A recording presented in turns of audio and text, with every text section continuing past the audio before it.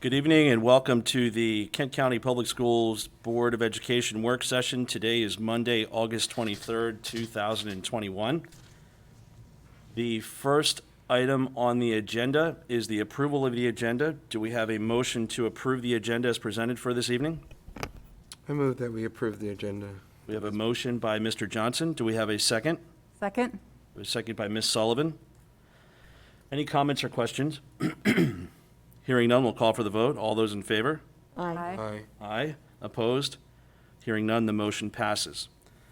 The next item on the agenda is moving to closed session. The Kent County Public Schools Board of Education members, this board, Dr. Karen Couch, the superintendent, Mr. Dan Hushin, supervisor of human resources, and Gail Manley, executive assistant to the superintendent, will move to closed session under General Provisions Article 3-305B to discuss the appointment, employment, assignment, promotion, discipline, demotion, compensation, removal, resignation, or performance evaluation of appointees, employees, or officials over whom this public body has jurisdiction, as well as any other personnel matter that affects one or more specific individuals. Do we have a motion to move into closed session? So moved. We have a motion by Mr. Johnson. Do we have a second? Second? We have a second by Ms. Sullivan. Any further comments or questions? Hearing none, we'll call for the vote. All those in favor? Aye. Aye. Opposed? Hearing none, the motion passes. Okay.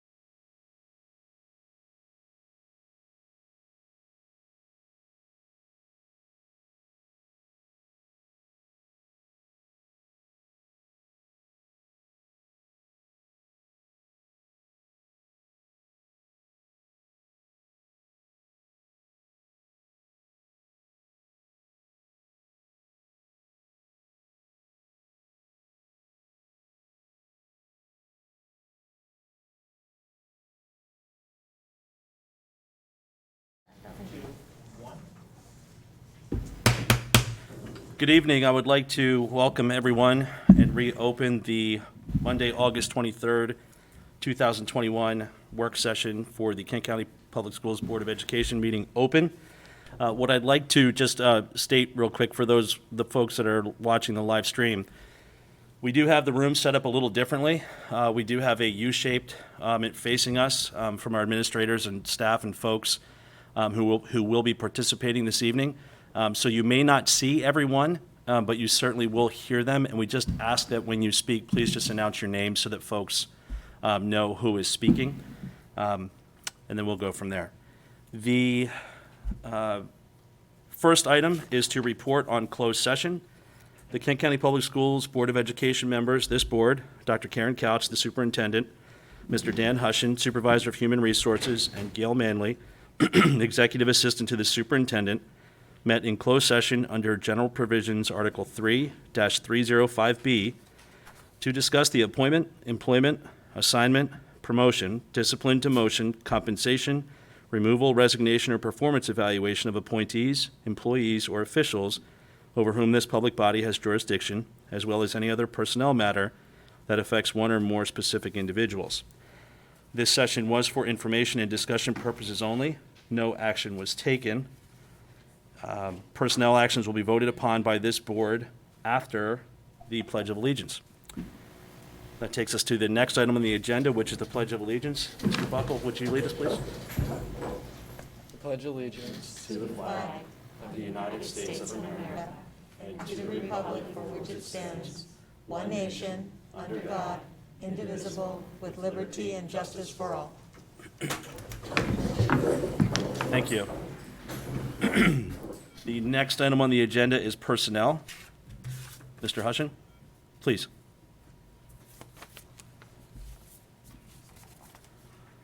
Thank you, board members, President Getz, and Dr. Couch. Each month, the board receives a report of personnel actions that is reviewed in closed session. In the open session, the board takes a vote. The administration is seeking approval of the stated personnel actions. Okay, as Mr. Hutchins stated, the administration is recommending approval of the stated personnel actions. Do we have a motion to do so? So moved. We have a motion by Mr. Johnson. Do we have a second? Second. Second by Dr. Costa. Excuse me. Any further comments or questions? Hearing none, we'll call for the vote. All those in favor? Aye. Opposed? Hearing none, the motion passes. Thank you, Mr. Hutchin. The next item on the agenda is the MOU for the Town of Rock Hall. Okay, thank you, Mr. President, members of the board. You have before you a draft of the MOU that would be utilized for the Rock Hall Police Department to occupy space at Rock Hall Elementary School. MOUs are not approved by the board. This is information only, but I wanted to, for you to see what is being proposed at this point. All of these items that are on the MOU are items that we spoke about and were addressed when the town manager and the police chief came and spoke with us during public comment. The only item that I thought we would add to the MOU is that the police department will adhere to the health and safety precautions that we have in place at the school. And so with that, I just wanted your support in following through with the MOU. We think it's a good idea. It's, in some ways, it's like having a quasi-SRO at the school. So it'll be an opportunity to create some goodwill with the town and also create some goodwill with the students. So unless anybody has a concern, I would like to move forward and sign the MOU with the town. Where is this classroom space specifically located in the building? Hi, Chris, I'm Setter, principal of Rock Hall Elementary School. The space is in the front entrance hall where our vestibule is. So we wanted to make sure that it was close to the front entrance of the building, the closest space or classroom that we had. So it's in that front hallway. very close to the So front door. you're going on record saying it's okay. I mean, I see no problem with it. I just find that's the first thing people see is an officer, police officer in there, Good. which is a good thing. But at the same time, when we're in a King County is different from other jurisdictions, and I serve in a jurisdiction where police presence is very hit and miss. So, what are the negative consequences for our students seeing police presence? Because sometimes why we don't see the negative consequences, some students become triggered by those experiences. And so the first thing that I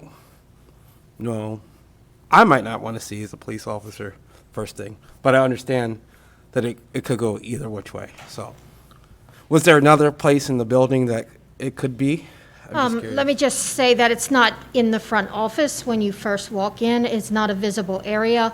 The classroom space that it's in does not have a window.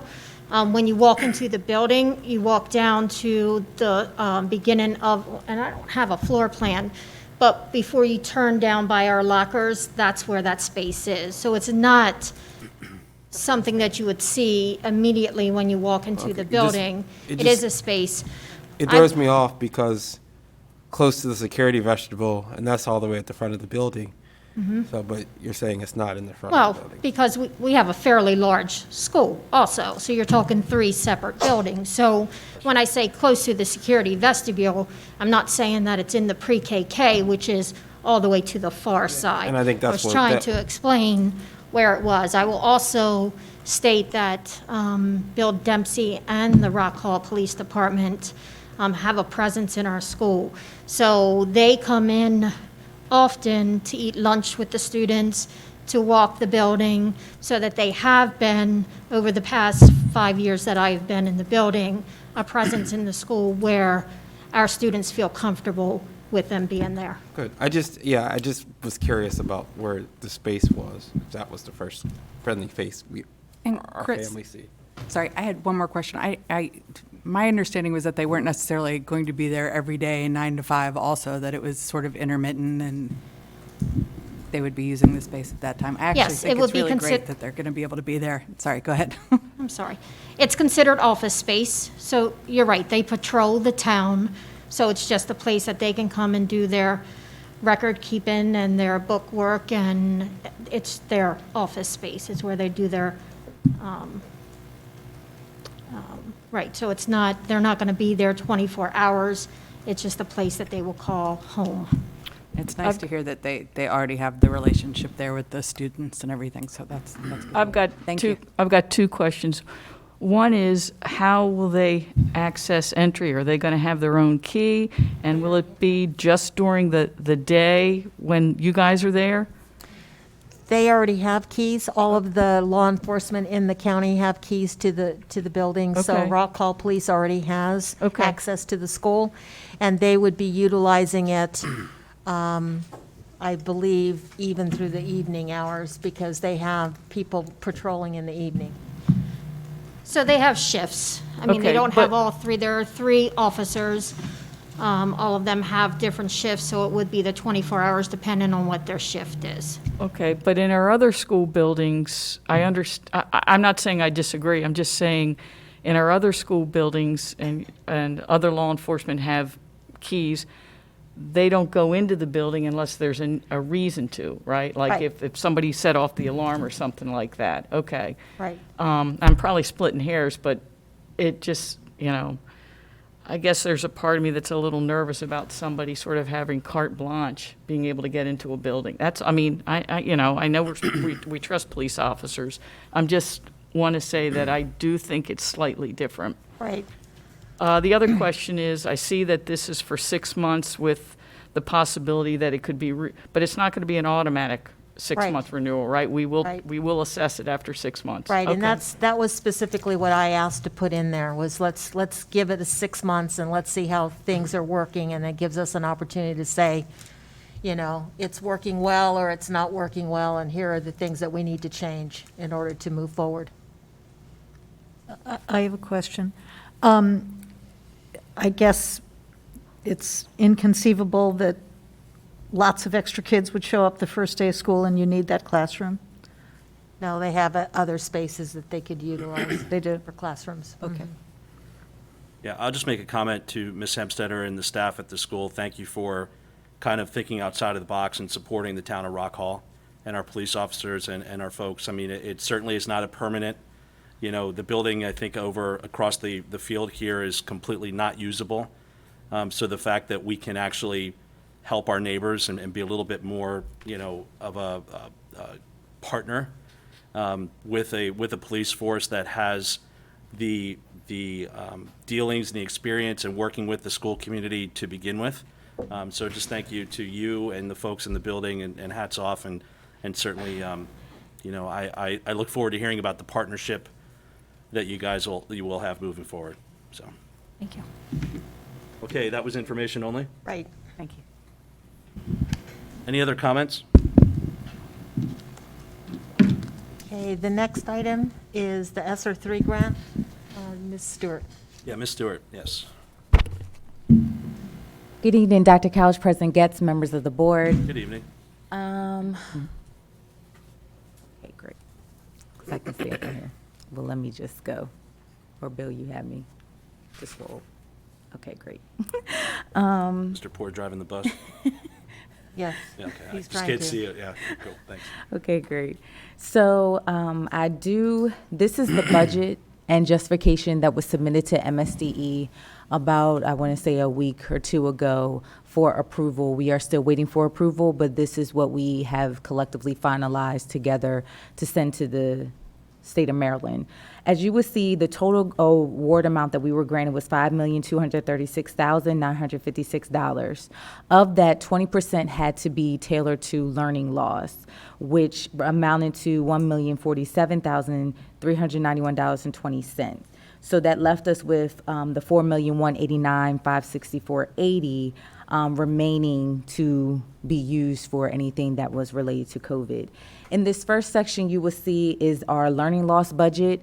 This encumbers everything that will address assisting our students that struggle with learning loss, from the salaries to contractual, materials and supplies, and other charges. And at there, you can look to see what we have covered.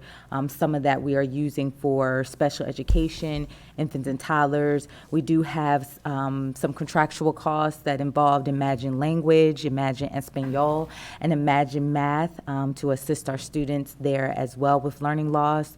We purchased McGraw-Hill The Wonders, and this will be for 6 years that we can use, where we're able to address learning loss with that.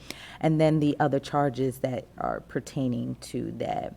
If you were seeing the other charges, that's $290,000. That's technically not allocated specifically, but we lumped it into other charges so that with MSCE, sometimes what happens is we always have to go back and do a budget adjustment. So this kind of lumps everything. Should something come up, we kind of automatically have it in there and can, reallocate. We would still have to do an amendment, but these funds would be readily available for us to use to assist more with learning loss. And again, we have this until September 30th, 2024. So should something else potentially arise between that time, we do have those funds allocated for learning loss. So that gives you the budget for that. The remaining budget that is tailored to everything other than learning loss, and for some, including learning loss, we have salaries in here, and that is to assist us to prevent any layoffs with balancing our budget, so we don't want to lay off any of our employees, so that's going to assist us there. We do have a teacher specialist, custodians. We are budgeting for that because we know that we're going to need more sanitizing and cleaning now that we have students fully back into our schools. Guidance counselor assisting with mental health, and IAs assisting with the COVID contact tracing, other personnel as well, such as substitutes and tutors and things of that matter to assist us with equity and training and any assistance that the students need.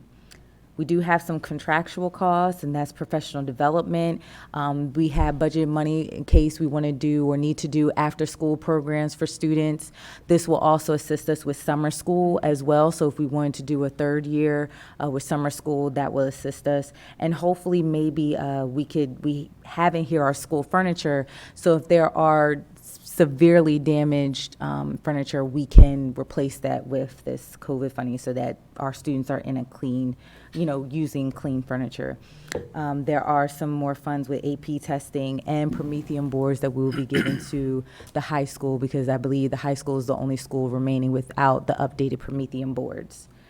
And again, you will see other charges as well. We did $1,508,025.24 is allocated to other charges. That is include but not limited to protective equipment, PPE, additional funding for mental health, all of those little things that can assist with COVID and assist with our students. And again, we are still living in unknown territory, so we do have funds that are allocated as such something may arise between that time. The fixed charges for the salaries, and as here you will see charges for indirect costs revenues that we will receive, but that indirect cost money will assist us with the indirect cost that goes into executing this award as well as our other grant funding.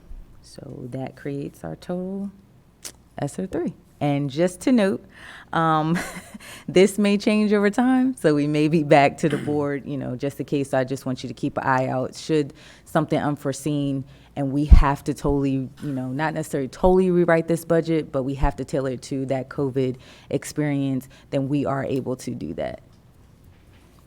We are also hoping that we'll get this approved sometime in September, hopefully by the middle of September.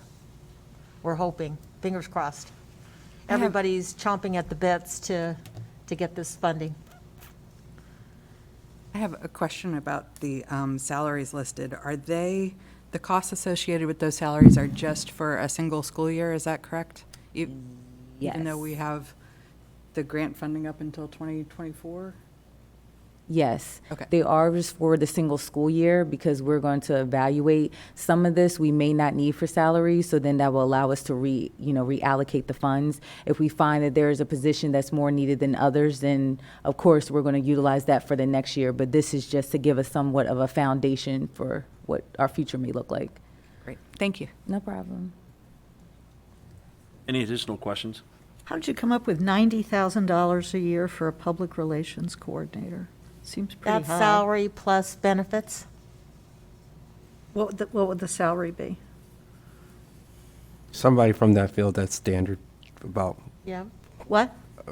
being from that field, that is about standard, the 90,000. But what would the salary be, I'm saying? What? Well, I don't know. It's going to depend- 60, 70,000, something like that. Maybe it might be 50, I don't know. It just depends upon that person's experience and what they bring to the table. I don't know. So you don't have anything in here for tutoring? Yes, we do. There's Yeah. 100,000 that's set aside for substitutes and tutors, as well as equity training and ESOL assistance. And if we have to reallocate, we can do that as well. And with the salary is pointed more of, when looking at the scale, it's best to go on the high end just so that you budget enough. Not saying that that's what you're going to bring somebody in, but just so that we have that wiggle room and that cushion there, it covers us for then going back and having to do a budget amendment. So that's why a lot of the times the costs are allocated high so that we have that to work with. Yeah. I've got a question. So we hope that it'll be approved in September, right? Are we ready to phase into ESSER3, or do we have anything left from ESSER2? We still have funds left for ESSER 2 as far as the summer to school program. There are a few individuals that are being paid from ESSER 2, but primarily what you will see in ESSER 3 is to help balance the budget.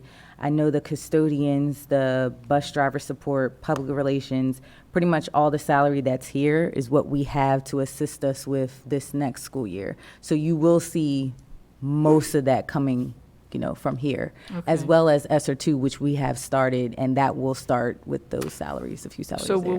will we spend all of ESER 2 before we go into No. ESER 3? Okay. We won't, because we still have to allocate for summer school for fiscal year Okay. 2023. Okay.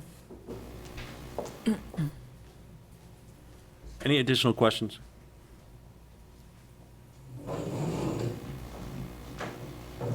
Okay, that was for information purposes only. No action is required. And we are going to move into our Kent County Public Schools strategic plan portion of the evening. Okay. Thank you.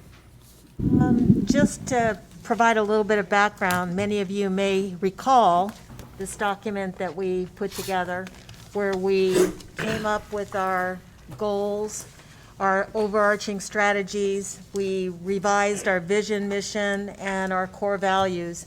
And this is our guiding document with regard to our strategic plan. What happened is, once we adopted this and approved it, we went into a pandemic. So everything was just put on hold. So now we're ready to get back to it and then start executing an action plan in terms of how we will implement the strategic plan and the goals of the Board of Education. So with that, just wanted to note that this is our preliminary opportunity to engage in conversation with you in terms of listing the goals. You'll see that the goals that coincide with the strategic plan itself. Then we came up with some specifics that you wanted to know about with regard to how are we going to measure our success and how will, what is it going to look like moving forward. We took it upon ourselves to say everybody is committed to the goals as an administrative group. So you see the group here tonight because they have all invested in taking a portion of the strategic plan and teasing it out in terms of coming up with the action plan. So everybody has a role, everybody is committed.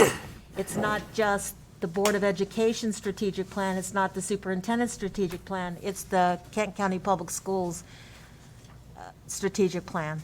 So with that, I'm going to turn it over to Gina, who will start out and give you an overview of what we're going to be presenting, and then we'll allow each of the teams to present what they have. And we want this to be an opportunity to engage in conversation. Please, it's not just a, get and listen kind of conversation. It's an opportunity for you to stop us. If something doesn't make sense, if there's something else you would like for us to consider, this is the time to talk about it, because we want to be able to go through this work session and have a plan moving forward so that we all know what we're doing and what we're going to be measuring at the end of the year to demonstrate and to document our progress. Great. Thank you, Dr. Couch. This is Gina Jacomo, Director of Teaching and Learning. And I'd like to begin just by echoing what Dr. Couch shared, and that is our strategic plan serves as our guide to support student learning, but also academic excellence for the course of the next 5 years. We begin tonight by quickly looking at our vision, mission, and core values, and then we'd like to share with you more detail about each of our 6 strategic goals. Since this is a work session, as Dr. Couch mentioned, when we get to each goal, we will pause and just take time for comments, questions, suggestions. Goal 2 in particular, academic achievement K through 2, will actually share with you their logic model or roadmap. And that shows the relationship amongst the goals, the strategies, the activities, and the desired outcomes. The model we're going to share tonight was designed by our instructional leadership team, and this guide will be used as our planning, implementation, and evaluation process for the entire plan. Finally, we'll examine our proposed school system measurable goals in order to set some clear and rigorous targets for this school year. The Kent County Public School vision really guides the fact of what we do each and every day within our schools. And we wish to see all students graduate equipped to achieve their highest potential. Below that, the mission really guides us toward achieving our vision. and it revolves around the words in the mission: the academic excellence, collaboration, and equity are all common themes throughout our strategic plan. The core values, there are 6 of them, serve as the guiding principles of how we really function as a team. They influence the work that we perform each day and how we interact with one another as well. We're really committed to living up to these core values and not just putting them on paper, but actually showing through our actions and our words that students come first. We're committed to the process, establishing trust, the sense of the community, and involving our community in our decisions and understanding the diversity in our community, collaboration, and finally, fiscal responsibility. In this plan, you'll also see what we name overarching strategies. There are 4: equity, communication, innovation, and data. As our team looked at the plan and started the work, we really began to see that these are the pillars that hold our plan together. They pull together the strategies and activities that we'll share with you tonight. And tonight you'll also have the opportunity to hear from each of our goal team chairs. They'll go over specific goals, processes, and practices that will lead toward the desired outcomes. The key activities and specific measurable outcomes for each goal will be specifically shared tonight. And then you will look for and hopefully see evidence how each one of these overarching strategies, equity, communication, innovation, and data, are embedded into each of the action steps of the goals. You also have a copy of each one of these in the paper copy in front of you. So if you don't know them by heart, please feel free to follow along and reference this because it's helpful as you listen to each of the goals and look for evidence of those overarching strategies as well. So at this time, I've kind of zipped through, but I'm excited because we have with us tonight the 2 co-chairs of our very first goal, which is that of early learning. So I'd like to turn it over to our supervisor of special education, Dr. Keene, as well as her partner, our coordinator of Title I, Missy Butler. Good evening, President Getz, Dr. Couch, and members of the board. And let me just say this, feel free to move the microphone when you. Can you hear me okay? Yes, Right here. because we're trying to broadcast so that the people listening at home can hear the voices. Okay, So let me know if you need me to move it closer or Right. further away. Closer. Okay, so on this first slide, you'll see that we're talking about early learning, and by early learning, we're talking about our birth to age 5 students in our community. And the way the slides are organized is our main goal is on the left-hand side under our title, and just to kind of focus our conversation, this goal includes that Kent County Public Schools will support early learning and intervention to provide a strong foundation for future learning and success so that all students enter kindergarten ready to learn. And because the way the state of Maryland measures that kindergartners are ready to learn is through the Kindergarten Readiness Assessment, I'd like to focus your attention to the bottom right hand of the slide, and we'll kind of start with our specifics there. We are going to focus on the Kindergarten Readiness Assessment as our measure of progress for our activities and outcomes, and we want to specifically narrow any identified student group gaps that are identified through that Kindergarten Readiness Assessment. And we will do that by going back up to the top right-hand side of the slide now. Our processes towards outcomes include 2-generation initiatives, which means we're going to work not just with the students, but with the families as well, because birth to 5 includes families as students' first teachers. So we'll work with 2-generation initiatives. We're going to focus on inclusive practices, inquiry-based learning, and we're going to expand our community partnerships. The key activities we've identified that are going to help us get to our goal are to work towards project and inquiry-based curriculum in our 3- and 4-year-old programs, continue and expand our learning parties, and focus our training on literacy, number sense, pyramid, and equity. Yeah, sounds all good if you're in education, but could you elaborate, especially when you say inclusive practices, elaborate what project and inquiry-based curriculum is for the public, for my colleagues and for the public I think that would Absolutely. be a benefit. So when we focus on inclusive practices, we're not only focusing on making sure that it's equitable, but we're also focusing on how are we doing this in a way that includes all of our student groups, measurement through our ELA, to make sure that we are narrowing those gaps, and we are doing this not by necessarily taking the students away from their same age peers, but making sure that they have equal access to the same opportunities. Inquiry-based learning and project-based learning, that is part of our pre-K curriculum in Children Study Their Worlds.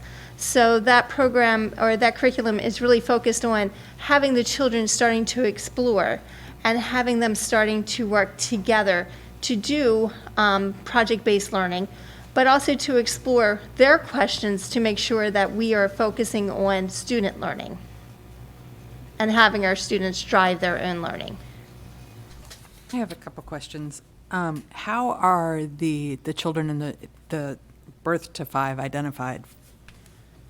So they can come in multiple ways.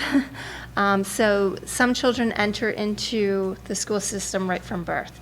Those are your substance-exposed newborns, children who are born with identifying disabilities, children who maybe have had the Department of Social Services already involved. Those children are automatically referred to the school system through the Infants and Toddlers program. Other ways that they can come in is if they are in the Judy Center and catchment area. They can come in, parents can bring their babies in for some of the toddler activities, play groups that we do. And then, of course, pediatricians will refer later in life to our school system if they suspect that there may be a delay or a disability. And the infants and toddlers program is relatively new, is that correct? It's been? No. No? Okay. About how many families are you supporting now, or have you supported? 38 currently. Thank you. What sort of, can you give some examples of community partnerships? Sure. So right now, we have many partnerships here in Kent County. We partner with WIC, we partner with Kent Family Center, we partner with the Judy Center, the Infants and Toddlers Program, Healthy Families. We partner with Chesapeake College for their child care. I don't want to name all of them because I know I'm going to forget some of our programs. Well, I'm or just wondering, are partnerships. there others that you've identified that you'd like to partner with? Yes. Okay. So we have been reaching out to our faith-based organizations. We have been reaching out to DDA. We have started partnering with, just started partnering with DDA, really getting our younger ones into their program as well. Trying to think of any of the other ones. Daycares, we have started partnering with daycares. We're reaching out to more daycares. We've worked with the president of the Daycare Association to make sure that we are incorporating daycares into some of our activities. When we did ASQ training with the Judy Center, making sure that they were invited and part of this training as well. Why would somebody say no to being a partner? Time constraints. Okay. I was thinking time or personnel or something like that. Sometimes, I mean, and it's totally understandable, some of our providers are providing services all day. We're having meetings at night. They have to get home to their families because they may be self-employed or they may have other things going on that they can't necessarily drop their business to come during the day or drop their family life to come at night. Thank you. I have a question. I guess I just want to know what you're planning to do differently, because even though we've had all these things and we've had pre-K for, 7 or 8 years, it's very good, and still, 58% of the kids show that they're kindergarten ready on the test? Is that about right? That's about right. So that seems like a low number considering how much is already being done for these kids and their families from birth to 5. So how do we change that? New initiatives that we are working on and focusing on is the early learning assessment. Previously, we only used that for special education students, expanding that to focus on different student groups where we identify there is a need.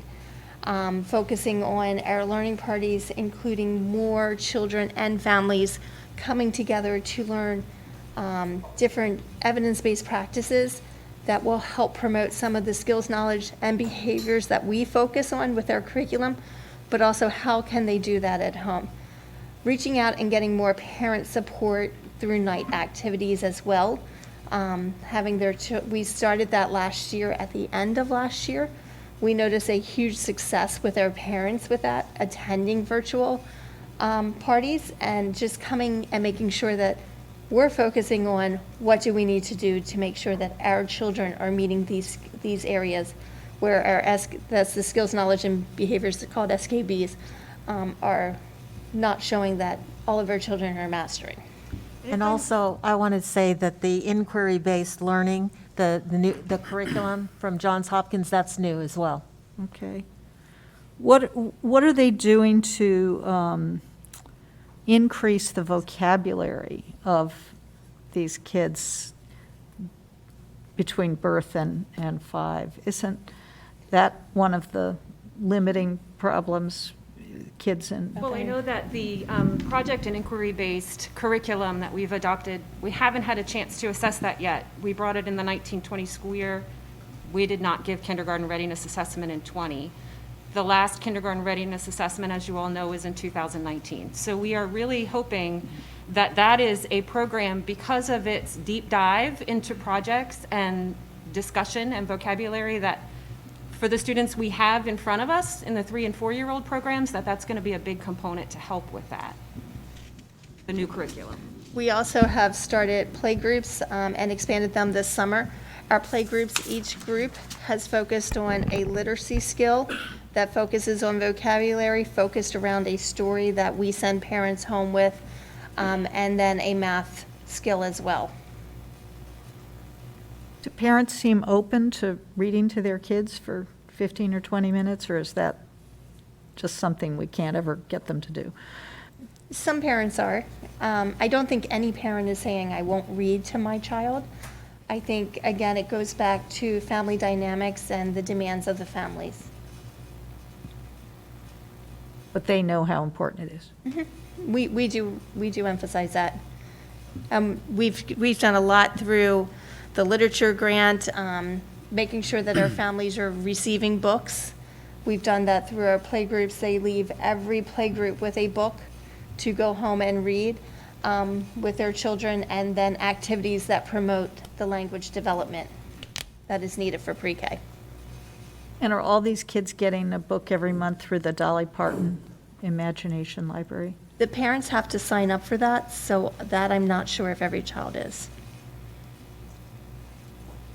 I know the library, the Friends of the Library supports it.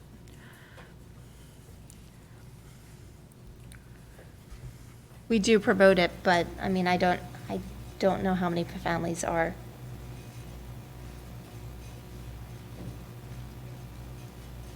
Any further questions?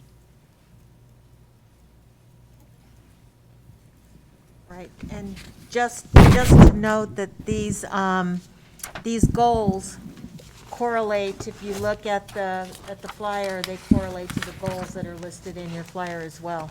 So everything is aligned. We wanted to make sure that we're not recreating a new document. Everything aligns perfectly. So you'll see Goal 2 that we'll go over next in our K through 12 academics matches the academics in the strategic plan as well. Dr. Couch, I just wanted to add on 2 pieces. Questions were asked about the Dolly Parton Library, and that is something we give information and share and encourage. But through the literacy grant, each classroom has been equipped with a library pre-K, and also we shared with daycare providers, where everyone is able to take home a bag and a book every night with an activity for families. So that was an additional way to see, perhaps if they didn't sign up, that we would still promote that reading both in school and at home, because just like you mentioned, Dr. Costa, we believe that is incredibly important. I Yes. didn't mean to cut you off, but haven't we been doing that for years? Like Actually, we did not been have the doing- materials I or did the bag and books- resources. Bags and books when I was in elementary school. So I'm- I guess I just, I'm sorry. so, okay. He Yes. still has them. Right, so years and years ago, actually, I think I was a helping teacher at the time, we had something called Children Are Reading Everywhere, care bags. And they went home, they were little red bags with books. That may have been when you were in school, right? But we were, for many years, without that same ability to continue to replenish those classroom libraries and send them home. So it wasn't until the literacy grant that we were able to kickstart that again and give those resources as needed. The other piece is you heard both Dr. Keene and also Missy mentioned the Children Study Their World, the curriculum. And this year, what's different is it's going to be full force, not only in the 4-year-old program, but in the incredibly successful 3-year-old program as well. So we're expanding that project-based, inquiry-based learning, which we know is a top-notch way to approach hands-on learning in the early classroom. The next goal is that of academics, K through 12, Goal 2. And tonight, Dr. Holacher is going to start us off, and Chris Hemstetter is also one of the key co-chairs of that goal, so I'm sure they will both share some of the information, but I'm going to walk over here and hand it over to Dr. Holacher. Oh, there you go. You want to switch seats?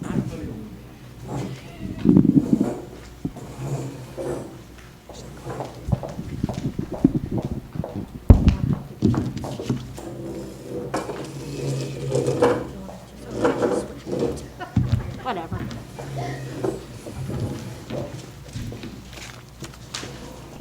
Just like to keep it light. Good evening. Good evening.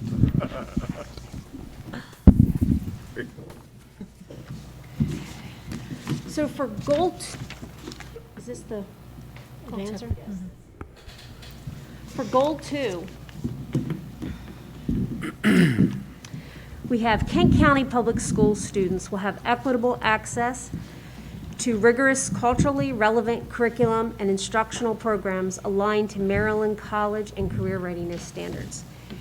Like the first group did, I'm going to start down at the measurable outcomes because I think that's an important place to start when you're talking about academics.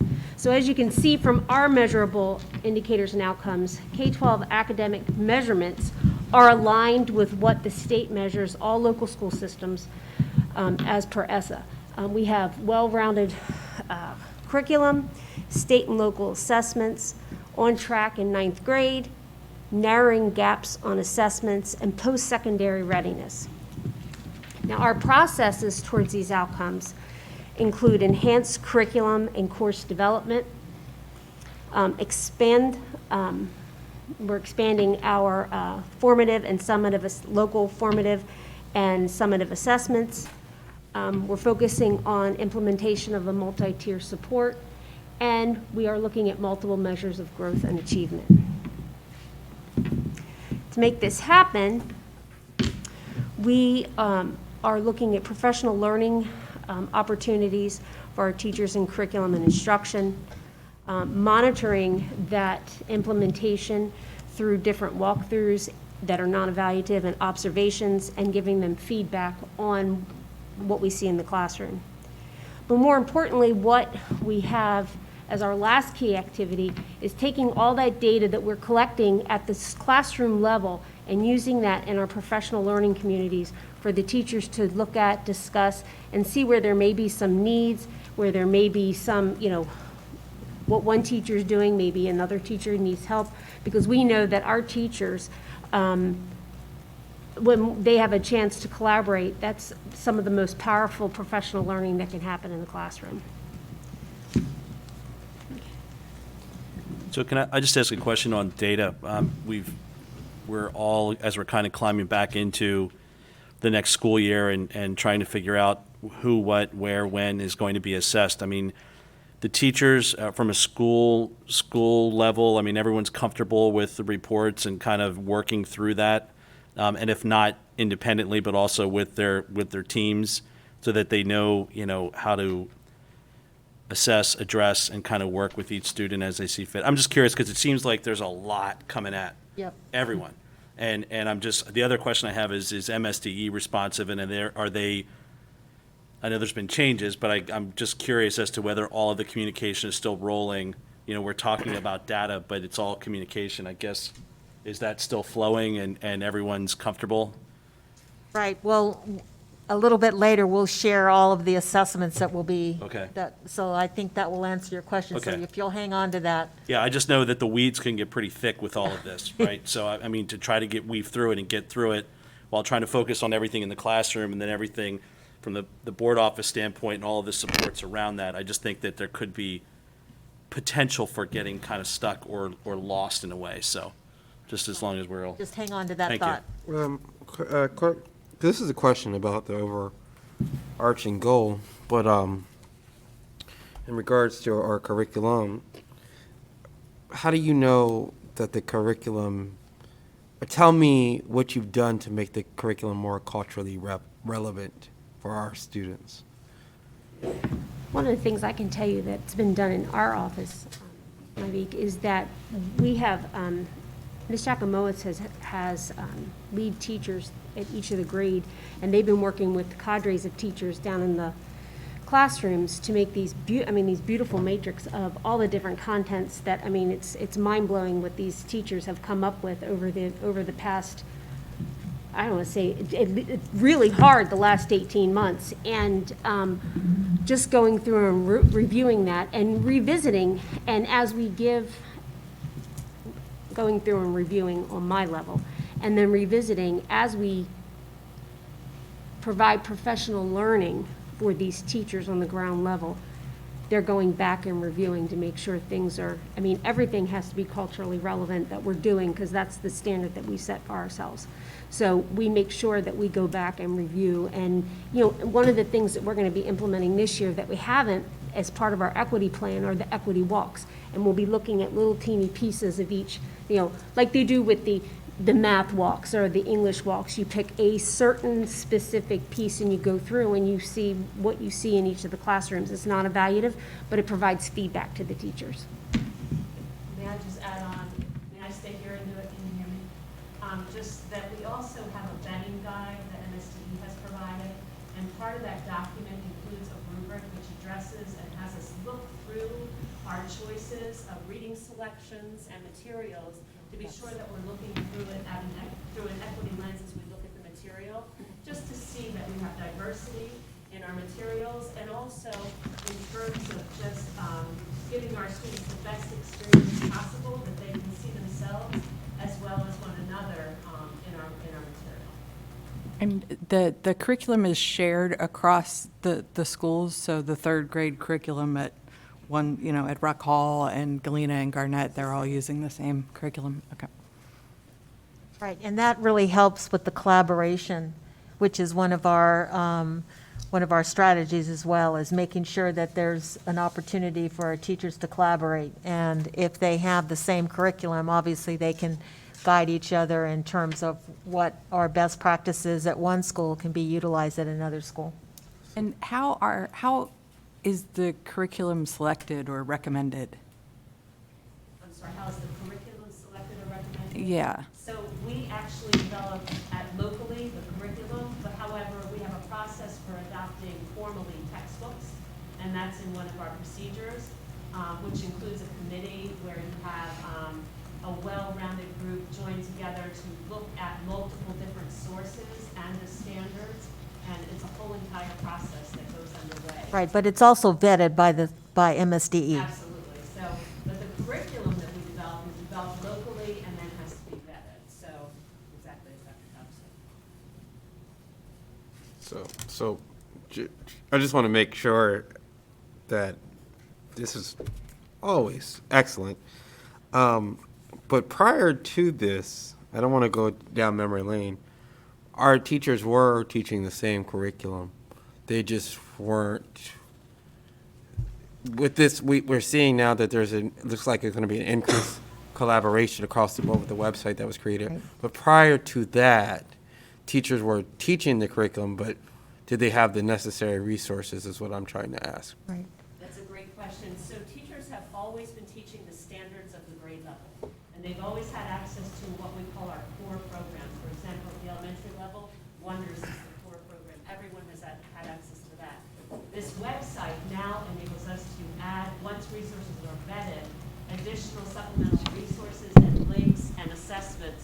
so that everyone has quick and easy access to those additional resources. Yeah, we're going to have to pass around the mic Sorry. because nobody can Okay. hear. Okay, thank you, Bill. So, and the other thing too is we've also updated and changed the curriculum in some cases, like for instance, illustrative math. That is a new curriculum. We're updating our Wonders program, so that is different than what we had prior. So I just want to make sure that we're not just doing the same thing and just calling it by a different name. It is different, and so we have updated our curriculum, and a lot of the school systems that are seeing great success in their math are using illustrative math. Last question. We talked about the walkthroughs. Would they be unannounced walkthroughs? So we at the district work in partnership with the principal of each school, and very often at the start of the year, the district walkthroughs are announced.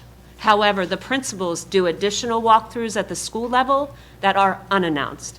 So our walkthroughs are done with the commitment of getting better and also understanding that we have specific look-fors that we're looking for in the classroom.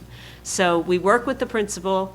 The intention initially is an announced walkthrough, and then we also have that backed up by some informal, unannounced walkthroughs as well. By the principal. Yes.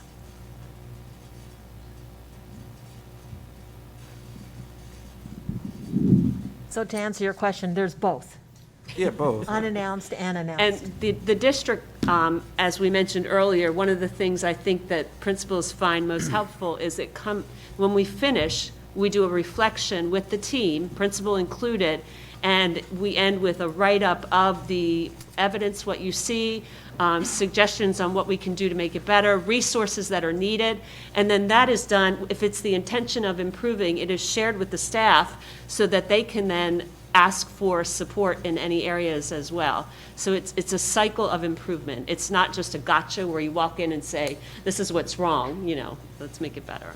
If I can share from a principal point of view.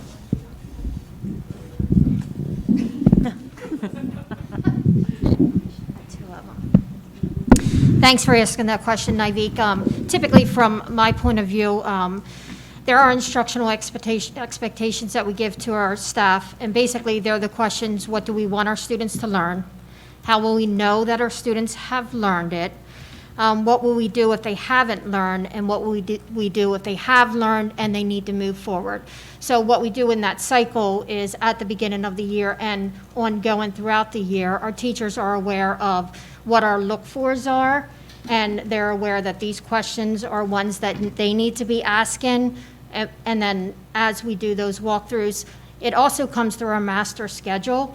So as we create our master schedule and give the time and the instructional blocks to the teachers, they have that, they know what their look-fors are in the classroom, and then they know these questions that they need to ask themselves in order for us to, so that if a principal walks into the classroom because of the master schedule and because we have created that together as a team, we know at what level or where they should be in their instructional interval or their block, what the look-fors are that we are looking for. So it's never going to be a gotcha to our teachers through the planning that we do through professional development at the beginning of the year and ongoing through the year, if that makes sense, or if that helps. Can I ask you a question? So you have what, 40% of the kids at the end of third grade haven't really mastered what they are supposed to learn by then. Then what do we do with them in fourth and fifth grade? I mean, if they're still reading on a second grade level, for example, or doing second grade math, what do we do with these kids who are in fourth and fifth grades? It seems to me that's sort of the big challenge all over the country for schools, that kids do not move along at the same rate or level, and yet we keep promoting them, and when we kind of have to, we can't put 15-year-olds in second grade. But I don't see anything in this to really demand mastery by the end of third grade, which seems to be the key year. And then when kids are just moved along, they're kind of, they don't do very well.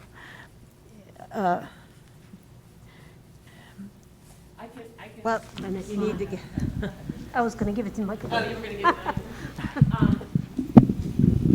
You were asking about demanding proficiency, and I think what you're going to see evidence of when we get to the end of our presentation is the target that we will set this year, and that's a clear indicator that there is a commitment with the work that we're doing, not to just aim for status quo and just keep moving students along from grade to grade. I think one of the things that I have to give credit to our staff is that they are very diagnostic in their approach of teaching, and the only way they've become such is by using the data. And I think, as we heard earlier, President Getz asked the question, there's so much, what do you do with it?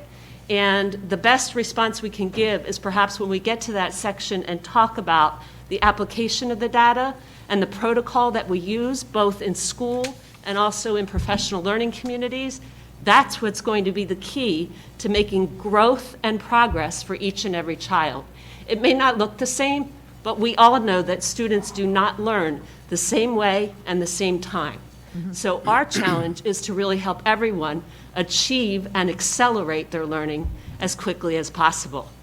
I do think it's correct that we're in some unknown territory after the pandemic, but we embrace that and we are ready for the challenge, and we want to get in there at the start of the year, as you'll hear, to find out where are you now and what do we need to do to help you reach your fullest potential. And the data follows the student, so it goes Yes. each, even when they go to middle school or high school. Okay. Yeah, so I'll just make a comment. It's probably not the right time again, but I'll say it anyway.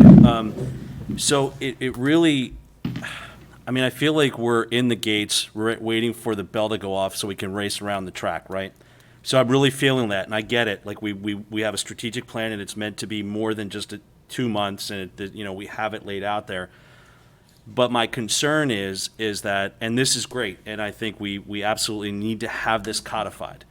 But we also don't know what we're going to walk into, right? So I just want to remind everyone that at least in my other life, these strategic plans are very flexible, right? And so I'm hearing And fluid. So I'm hearing that obviously, and I'm glad Ms. Jacomo, you actually mentioned it. We have to assess where we are before we can actually start racing. So I think the expectations are high, and they are going to be high. But if we have 50% of the third graders that are not there, then how are we going to react? And how are we going to take that to the next step so that we can kind of keep all of these plates spinning in the air, so that we're addressing the kids that might be high flyers, if you will, and those kids that might need a little bit more support. So, I mean, I love that we have the structure, and I love that we're talking about it, but I just don't want it to be lost on the fact that the starting line, there's 1,790 different starting lines that we have to work with, right? So it's Right. we're not starting from the same spot. So right, and we will get to that, yeah. definitely. Okay. Well, Hold again, on to that it's out of thought. spot, but I just Yeah, and we're with you. We understand, and we'll talk about it a little bit later, but we understand that the state is not going to set the new baseline for the MCAP until the spring of '22. We can't afford to wait. So we want to have other measures in place so that we can keep spinning the plates, so that we're not just sitting here twiddling our thumbs, so to speak, and waiting till the next target to happen, or to the next baseline. We've got to start moving forward, and we've got to start gauging what we can measure and how's the best way to measure Yeah, it. so the reason why I brought that up is that I feel much better that we're not so structured and rigid that we can't kind of flow with it, Right. right? And then, because obviously we know it's hugely important, we're all spending time talking about 2025 and what that looks like and where we want to be, but we're going to get there in various different ways. So Right. that's my point. So thank you. Okay, the next goal. Well, no, actually, Oh, sorry. Oh, sorry, the logic model. So what we wanted to show you is an example of the logic model that we are using. Each focus area will have a framework similar to this one. This is actually our goals, and it should say goal 2 up there. We've laid out the strategies we'll be implementing, the key activities to tackle those strategies, along with the timeline and the person or people who are going to be responsible for implementing these strategies to ensure accountability. I'm not going to go through and read all of these to you. This is only an example of one of the things that we're using for our goal.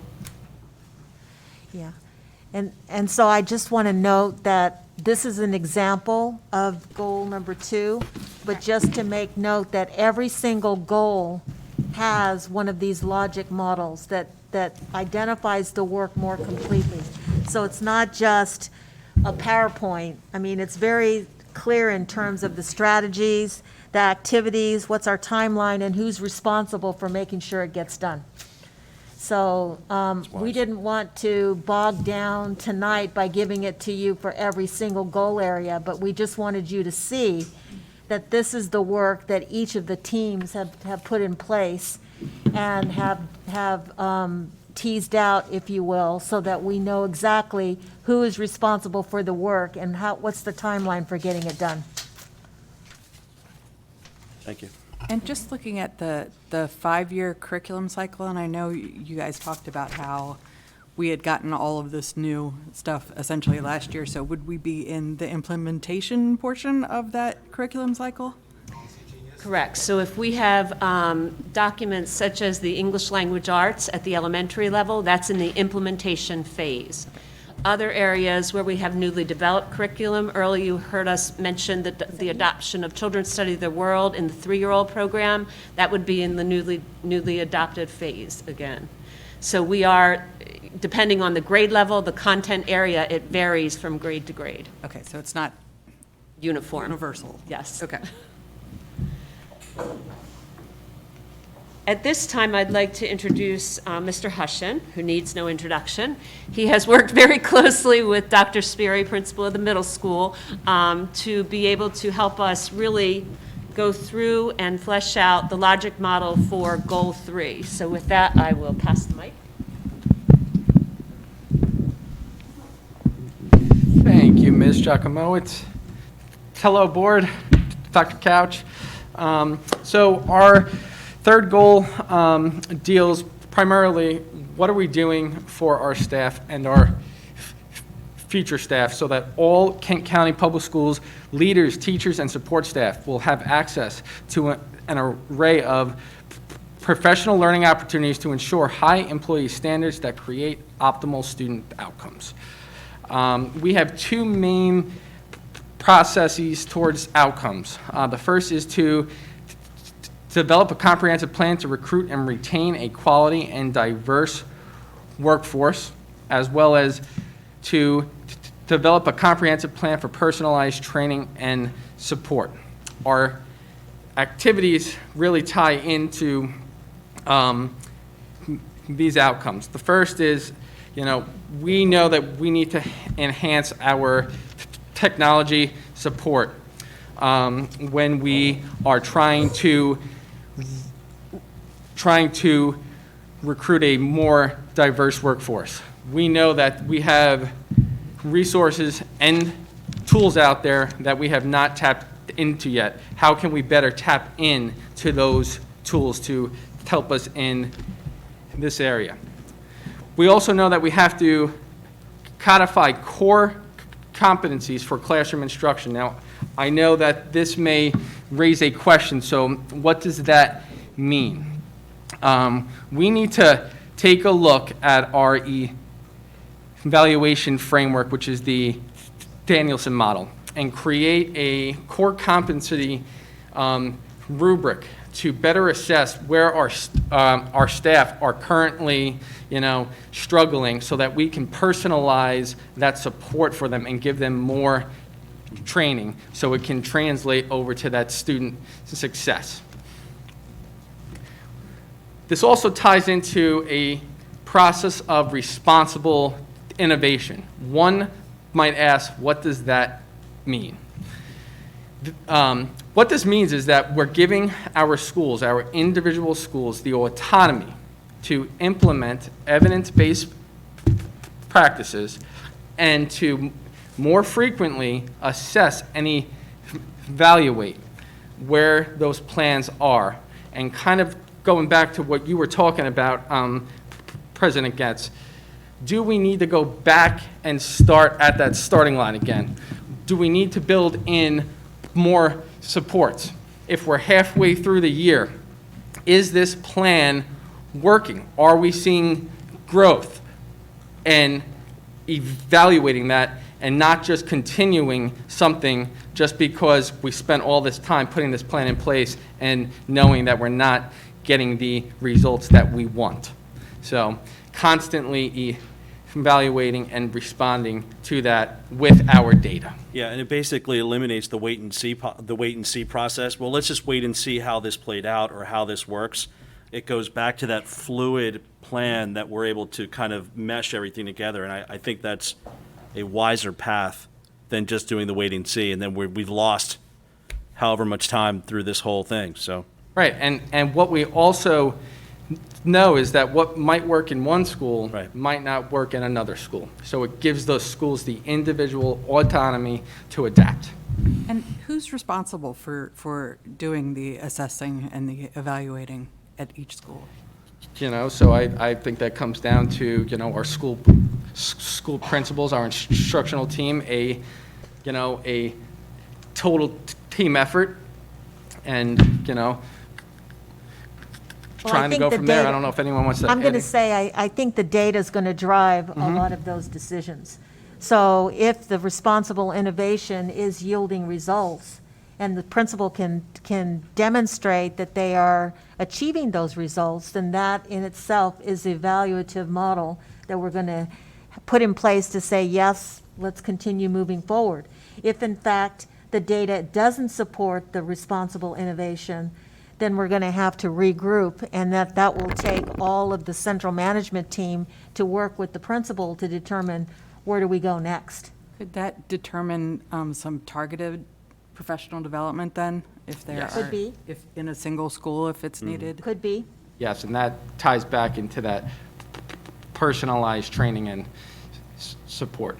Absolutely. Is there, I can see that autonomy working like we have one middle school and we have one high school, but we have 3 elementary schools.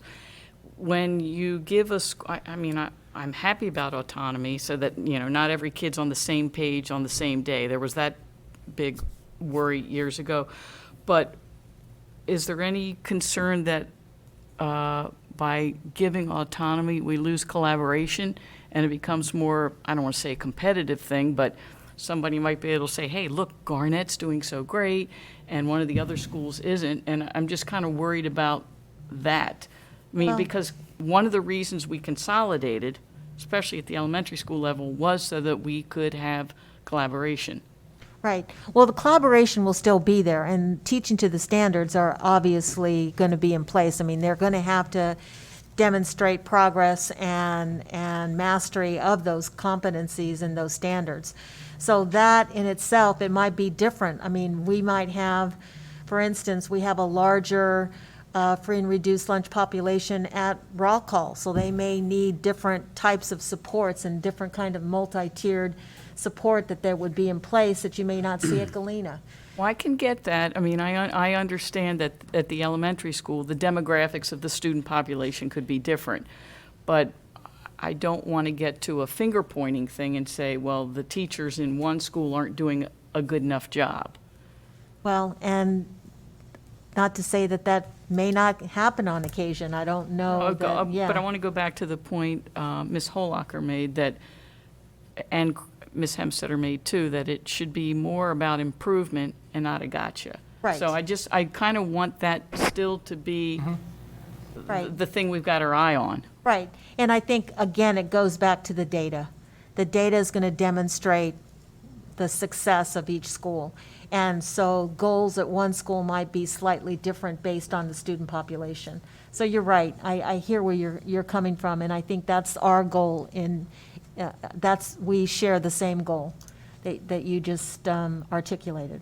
When you say data, can you just explain for the public what forms of data are you talking about? Well, we have formative assessments that we're going to have throughout the school year. So there's formative assessments, then we're going to have summative assessments at the end of the unit.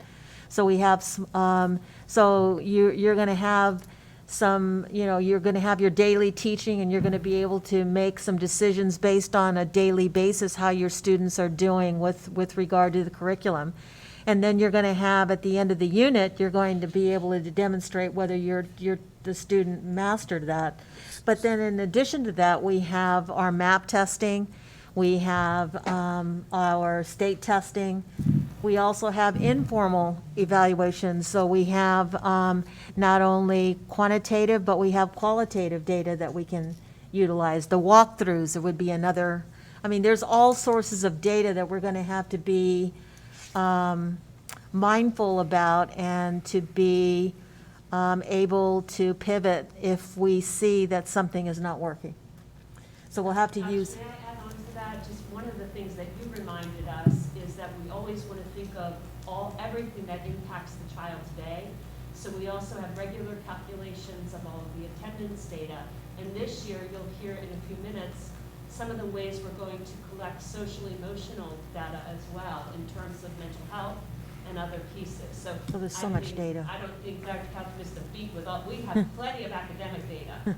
But we're trying to be mindful of addressing, particularly, with the pandemic, what are the needs of the whole child, and how do we use all of that information to come up with some very innovative practices, which is what Mr. Hushin was explaining.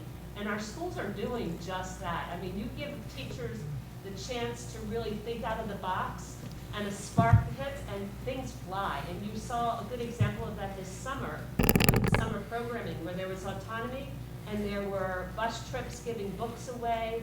There were out in the field experiences, unlike other things that we've had before. And I think some of that, it's an ebb and flow, but it must be based on evidence. Think of it as action research, sort of like at the college level. You get that action research, and you have a chance to spark some very creative and unique ways to help move the needle on achievement. So that's summer. I understand. So we should expect that this school year, because one thing doing it in the summer, and then we get in the classroom, and then we feel caged and locked up and all those adjectives.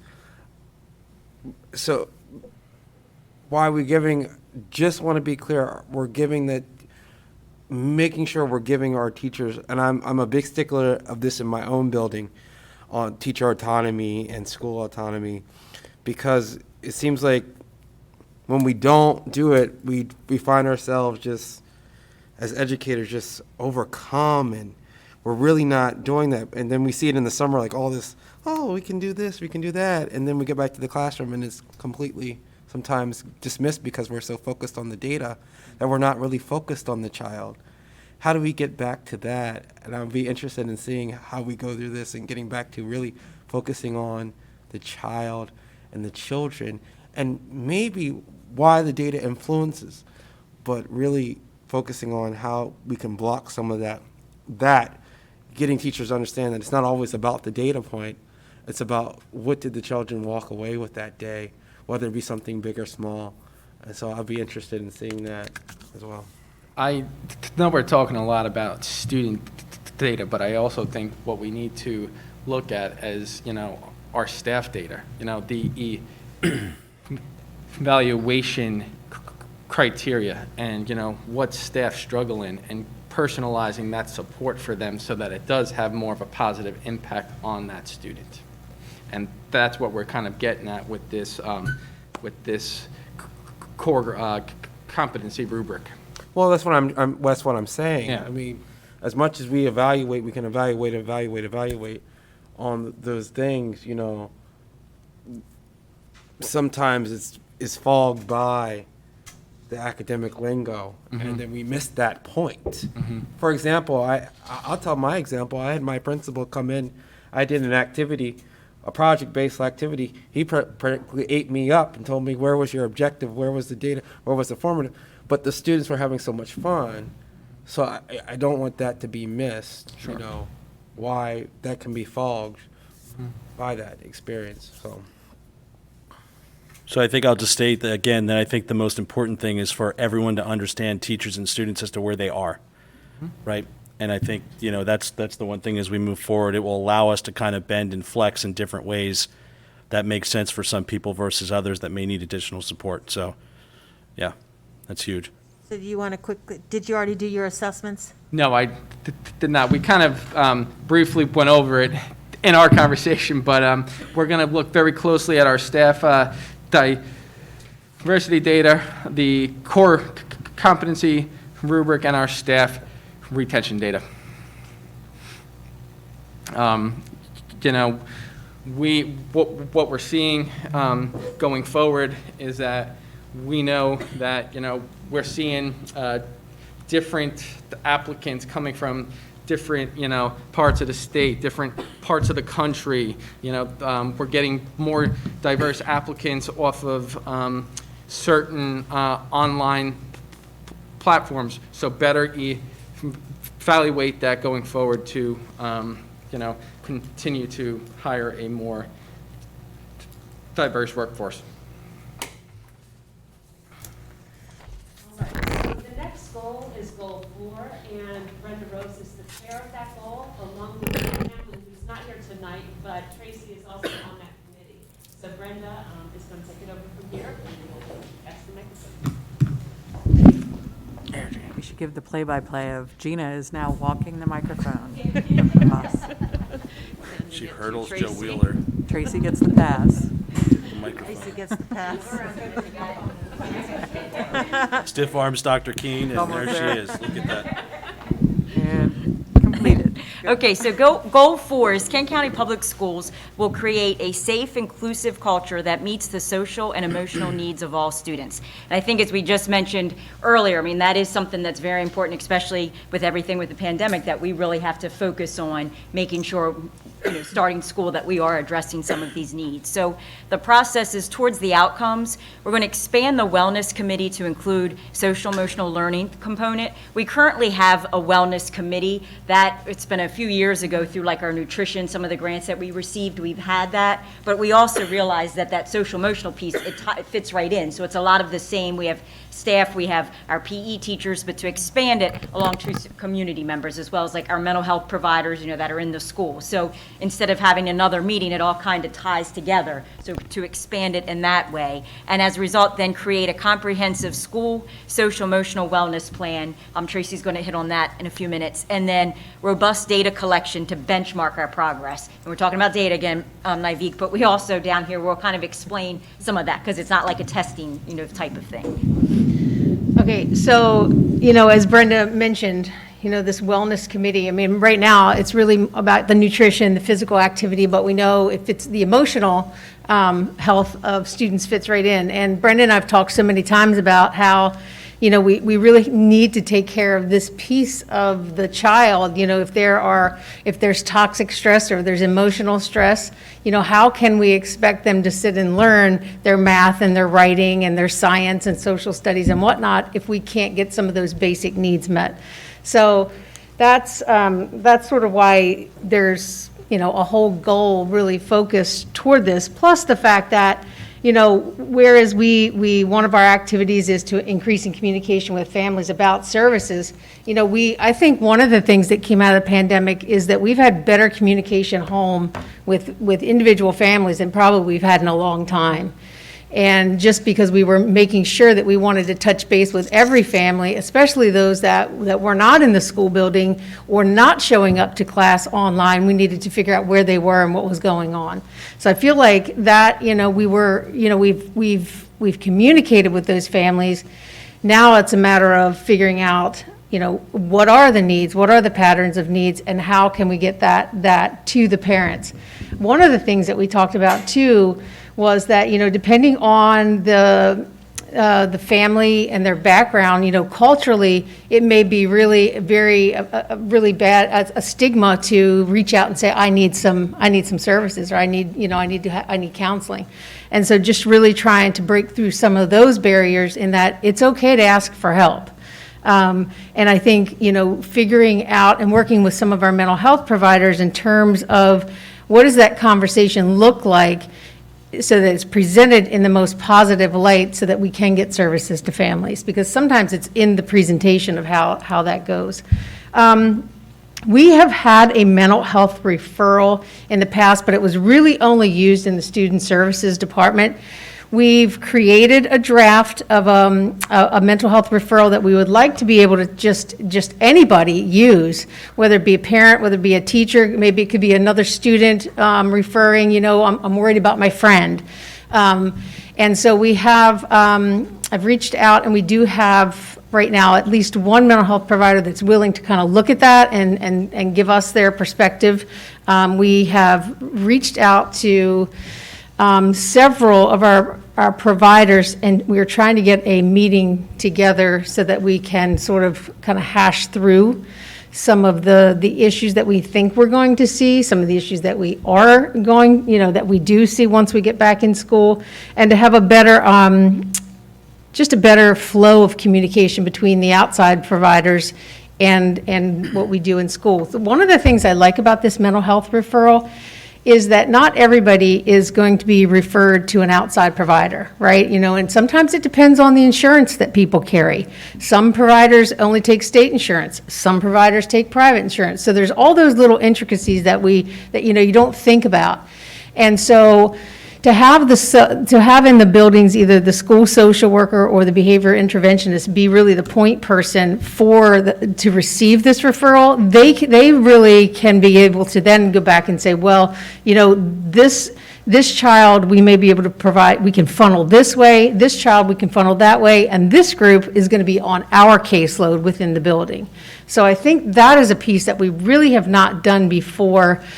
Strategically, really. I mean, it may have been happening, but it certainly might not have been strategic. We spent more time trying to get that parent Yeah. to agree to services, where it's like we have the staff to go ahead and just provide it right there at school. So that was like a big, shift for us, because typically we're just trying to get that parent to participate in services. And so last school year, Dr. Holacher spent time making sure that all staff in Kent County Public Schools had ACEs training, the Adverse Childhood Experiences, so that they really began to understand the science behind some of the behavior that they may be seeing in the classroom. She is going to be working with our new teachers coming in this week, this week already. Yeah. And we know that we're going to be able to put together something for the schools to offer that it's like, okay, now that we know, what are some of the strategies that we can use to be able to better navigate our classrooms, trauma-informed classrooms. So that's some of the SEL training and support we're talking about beyond just that which your counselor and your social workers are already doing and getting. When we talk about some of the assessments, again, a lot of this is going to be, we're going to be gathering to look at strategically really for the first time. Mental health referral data, again, I don't have a number. I can't tell you how many mental health referrals that we've had in the past. But I think, yes, we can look at a number, but I think more importantly for us this year, it's going to be, what are the patterns that we're seeing? And from those patterns, what kind of help do we get for an individual group? And could it be just, it could be just something as simple as counselors, social workers going into classrooms providing some lessons. It could be small group work, it could be individual work, and it could be referrals out to outside providers. So that's what that mental health referral data should be able to give us. Truancy data, we've been collecting for a few years. So it'd be interesting to see if there's some correlation between some of that with the not coming to school.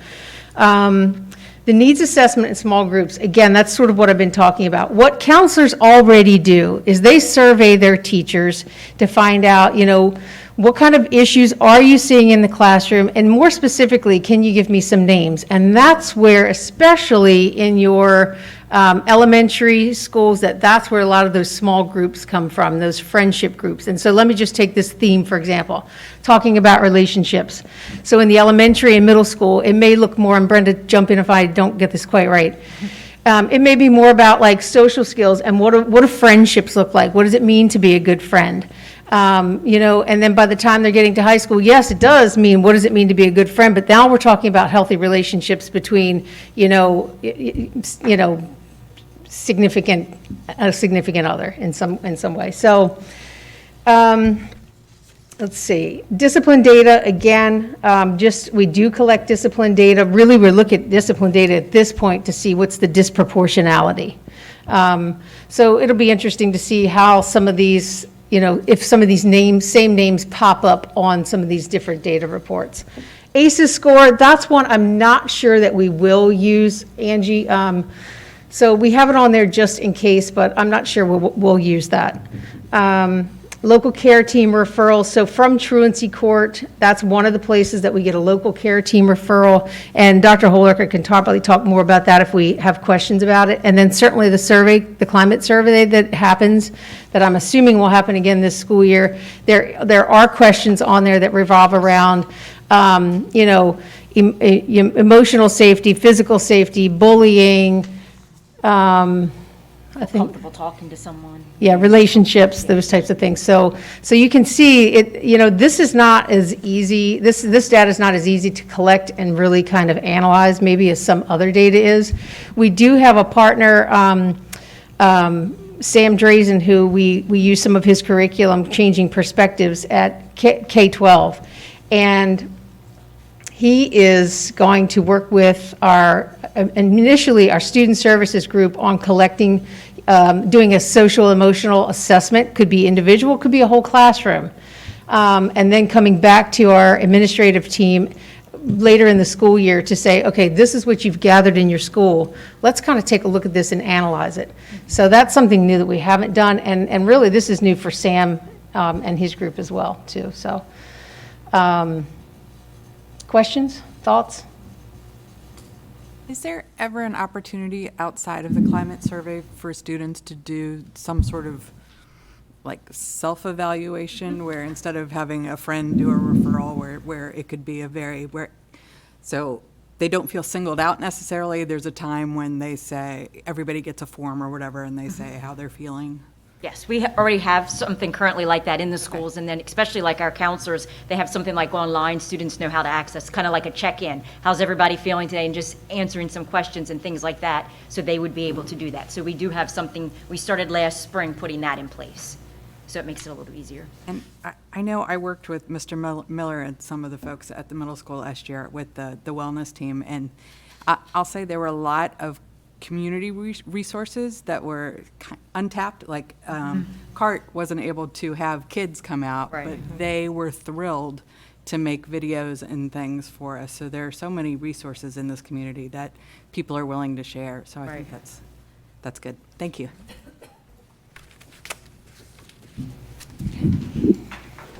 The next goal is Goal 5, and Tracy's going to share the microphone. Bill? Bill will share it with Arlene Betty and Joe Graff. Arlene and Joe are the co-chairs for student, family, and community engagement and communication. So this goal is not just about engagement, but it's about changing engagement through improved communication. So with that, I'll turn it over to Arlene and Joe. Good evening. That was really our focus, is how are we going to change parent involvement or family engagement through communication? We know that we do a lot with email blasts or the websites, and there are ways that we communicate with parents, but what we were finding was that perhaps it wasn't as engaging as we would have hoped. We want parents to, or families, not just parents, to actually be engaged in what's happening in the school and also feel supported. I think we do a nice job informing. We probably could do a better job, but we do a nice job. So one of the things, if you that we decided as a team was we have to know how are families currently engaging with the schools. What is currently in place? And so one of the things we were using to find out about the engagement data is Google Analytics, which can tell us down to, with the website, it shows us exactly the order in which people are clicking through the websites. Do they click on HR and then salary scale? And then it walks us through how people are using our website. It also, looking at the website, the climate survey data that we're going to be given. Also looking at the collaborative footprints with our volunteers. How are we using our volunteers? How are we monitoring that data collection? Once we identify gaps or some kind of areas of need, then the next step that we want to do is to deploy some strategies that will mitigate some of those gaps. For example, if we're finding after we look at our data that our Spanish-speaking population isn't engaging with our websites or email or any of those areas in the level that we need them to, then perhaps we use our translator and an interpreter in a different way. Perhaps we go to the faith-based places or community areas where some of our families gather and use that as part of our communication, trying to move beyond just the four walls of the schools. You know, we recognize that we have, you know, a lot of work to do in this area. And so we are working on getting our team together with just some community members in the team so that we would be able to tap their resources as well. So one of the key activities and things that stem this goal to get up and running is the public relations position that we are creating through Esther. We need somebody that's their background of how to get our word out there, how to communicate effectively, somebody whose full-time job is to be able to track that data, help Bill in terms of the website. Hey, we need to get this on the website. We need to move these things around. Collecting the data from our robocalls. What numbers are inactive? How do we go about contacting them, and what language do they prefer to be reached in? What method do they want? Email? Do they want text? Do they want a robocall? It really stems from that public relations position. We need somebody that is their background to formulate change. Do you have any idea what the time frame for that is?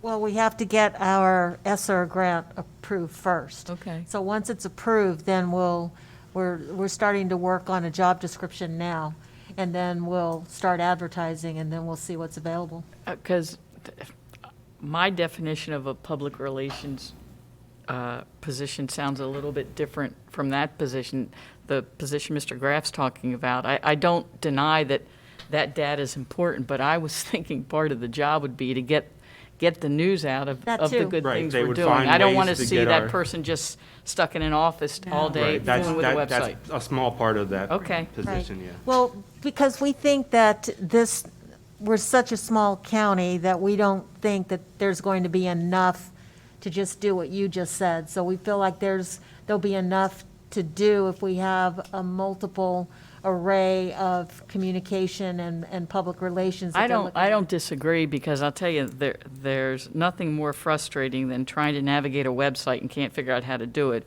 Or you look at a staff directory and it hasn't been updated for a year. I can understand why the public gets cranky, because it makes me cranky. I will say that just when I say little, I don't mean to minimize the significance, but I don't think it took a lot of work, but it was amazing. I loved how the middle school and the high school put on Facebook, our new staff. I thought that was, hey, it educated me, because all we have is a name. I don't know what anybody looks like, so it was great. And I hope you got some positive feedback from that. I have a question about the climate survey data and whether or not do we have access to historical data, and can we do comparisons? Actually, we know a baseline of how many points they give us on the report card. Okay. We don't get to see the questions. We don't get a breakdown from the state. We just kind of get a percentage. So like 1.2 points out of 5 is what comes up on our report card. If you'll look at the very last handout that you have before you, that is an example of all of the domains that will be on the climate survey. There'll be safety questions. So students and educators both complete the climate survey. So we're going to have data for our students and our educators.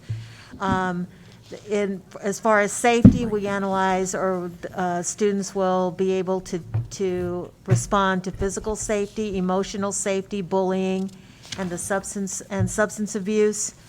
Community, that domain is about opportunities for participation and engagement in the school. And then environment, you'll hear about in a few minutes. I'm not going to take their win, but they'll talk about that a little bit with regard to that. So we will get our school data, even though on the report card, all you'll see is points. We will get our own data that we can analyze in-house, even though it won't be on the website itself. We will have access to those data. What we don't know is if this year will be the baseline data, or if they'll use the pilot year that we did this a couple of years ago. That's where we're still waiting. So that's where we're hesitating to give that specific example just yet, because we don't know. As soon as we find that out, then we'll be able to share with the board whether this year will be the baseline data that we'll have. And, or if it's going to be, because you'll notice on the website, there really isn't anything on there with regard to this particular piece. So is this a survey, a standardized survey that? Yes. Okay. Comes from the state. So for example, there wouldn't be a question that would be tailored just to fit our community, because they're, I'm just saying, No, we have what to use what this. might look like bullying in Kent County might not look like bullying in Baltimore City. And I'm just wondering, I guess the significant part will be who interprets the data and what sort of conclusions they come to. And I would like to think it was specific to Kent County. Right. Well, we will, like I said, we will get our own data, so we'll be able to look at that. Since it's new, I'm not going to be able to react in terms of how valuable these data are going to be moving forward until we've had an opportunity to Okay. look at it. So what I would say is the jury's out at this point. But at least it is comparing us to other school systems. So it is going to be benchmark in terms of where we are with other schools throughout the state. And we'll look at it. You know, we don't want to just deflect and say, well, it's not going to work for us until we've had a chance to. No, I'm not saying that. Right. I'm just, interpretation's going to be significant. Will our small size be a handicap, or will it skew the results? Like Again, when we, since- like when we talk about test scores, you know, and And it's, size. yeah. The Okay. N size, I'm sure is going to have some effect on our data, but again, since we haven't gone through it yet and we haven't seen how it's going to be reflective to Kent County, I would just be guessing if I said our N size is going to be detrimental to our data. The other thing to keep in mind, and I can't find my copy, I think I printed them all out, but at the elementary level, we don't give the survey to all students. I think it begins in grade 5. Yeah. right, grade 5. So think about that. Not only is the N size small, but now you're only doing one grade level at the elementary level. Middle school has all 3 grade levels, 6, 7, and 8 take the student survey, and high school All students grade take the levels. survey. So just something to tuck away as you're thinking about the number of students. And it is designed to be a perception survey, so while that might not seem very black and white, it is important information because it's how that child perceives the school. feeling safe, or do they feel bullied, even though it might not be listed as true bullying as defined. So it's just another way to gather that information based on their own personal perception of the school, staff as well. Staff as well, I was just going to say that. So the staff are going to be able to be able to demonstrate, or at least to put on paper how they're feeling and what their perceptions are about their school and how they feel about their school, as well as the students. You know, talking about numbers again, participation's going to be, I think, you know, will make the results more valid if like 100% of the teachers Well, participate. again, participation, just like the state assessment, will also reflect on us. So if the school doesn't get a high percentage of students that complete the survey, that's going to be detrimental to the Okay. school. So like just for example, my district, we make our kids, we do it like we're doing a state assessment. We have our kids come in, our homeroom kids. They get their accommodations. Yeah, Okay. so- But my question is, what's stopping us from doing our own climate survey and putting together?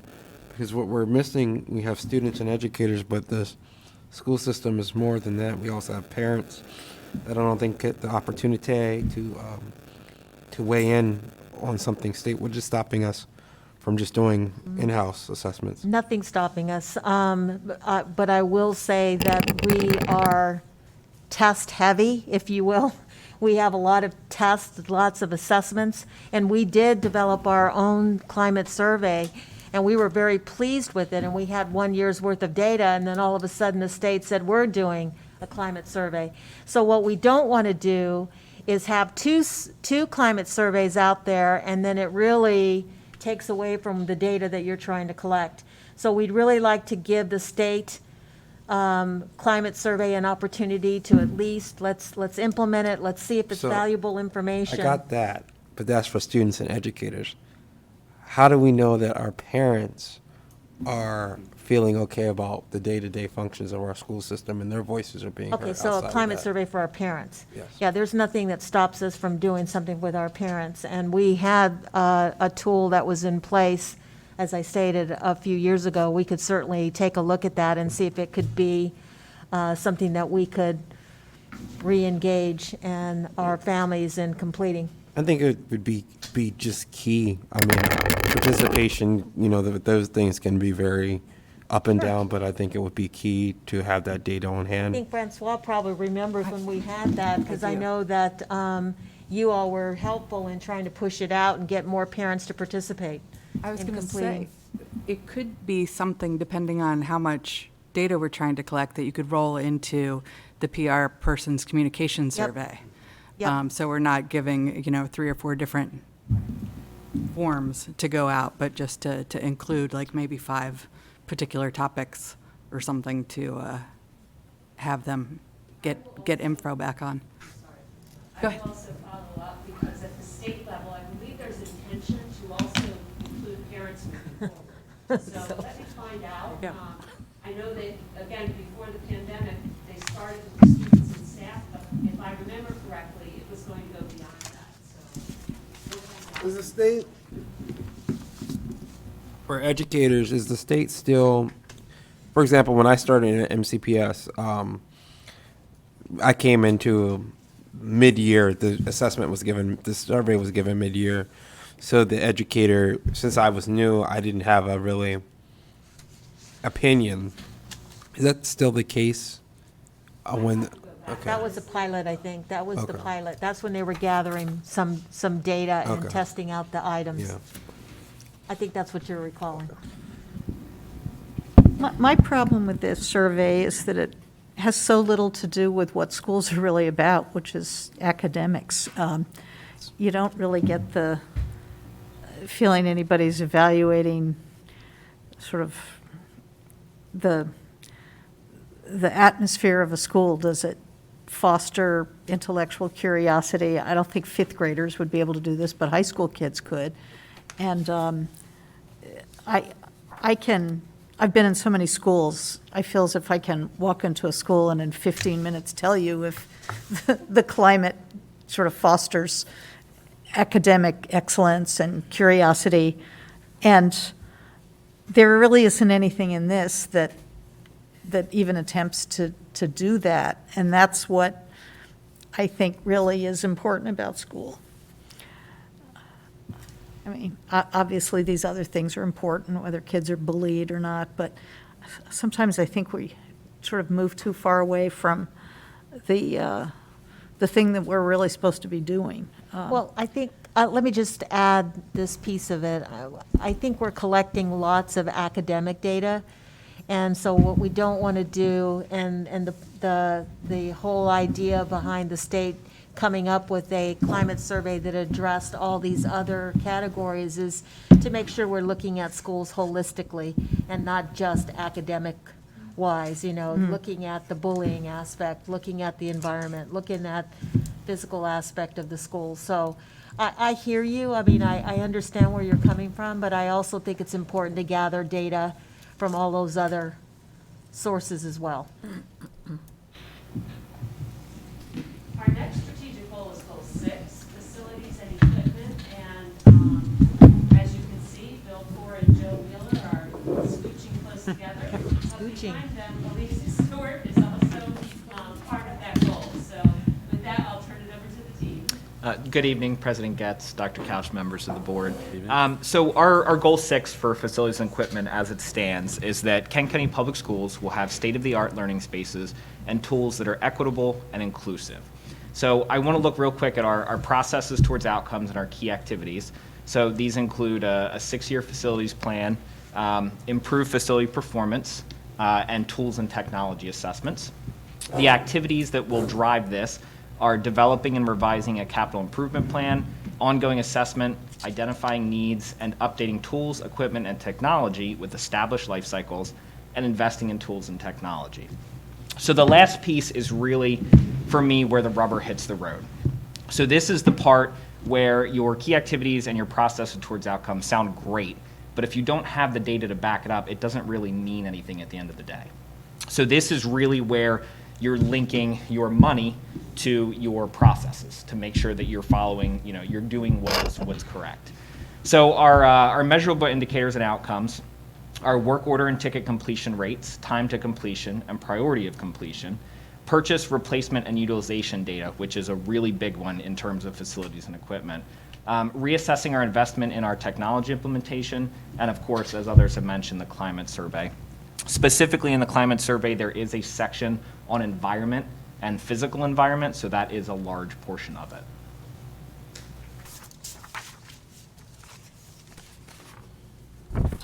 So, Succinct. yeah, so I'll just say I have a question. I mean, obviously the middle school, I'm just bringing out certain things. The middle school topic is hot and heavy, and kind of where is that going? The buildings are aged.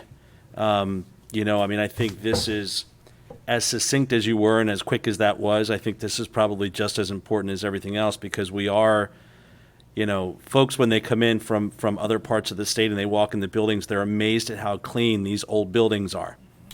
And so I think, trying to understand the environment and how effective and what is that space that we're educating in, as well as everything else, feeding, et cetera. I just don't want it to fall short of how important this one is, because it's huge. And I have to agree, and I think we're in a unique position because we are so small compared to other school systems that we have to think more creatively than I think other systems do. We don't have the money to just throw at things.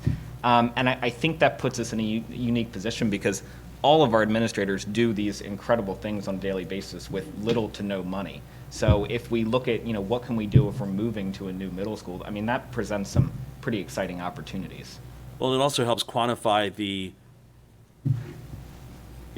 potential shortfalls or issues that we run into, where if we could use a new building, or we could use school furniture, or we could use just different things. I mean, this is what it, if something keeps popping up that school furniture is an issue because there's a classroom of 30 desks and all 30 desks are from the last year, 30 years, one per year.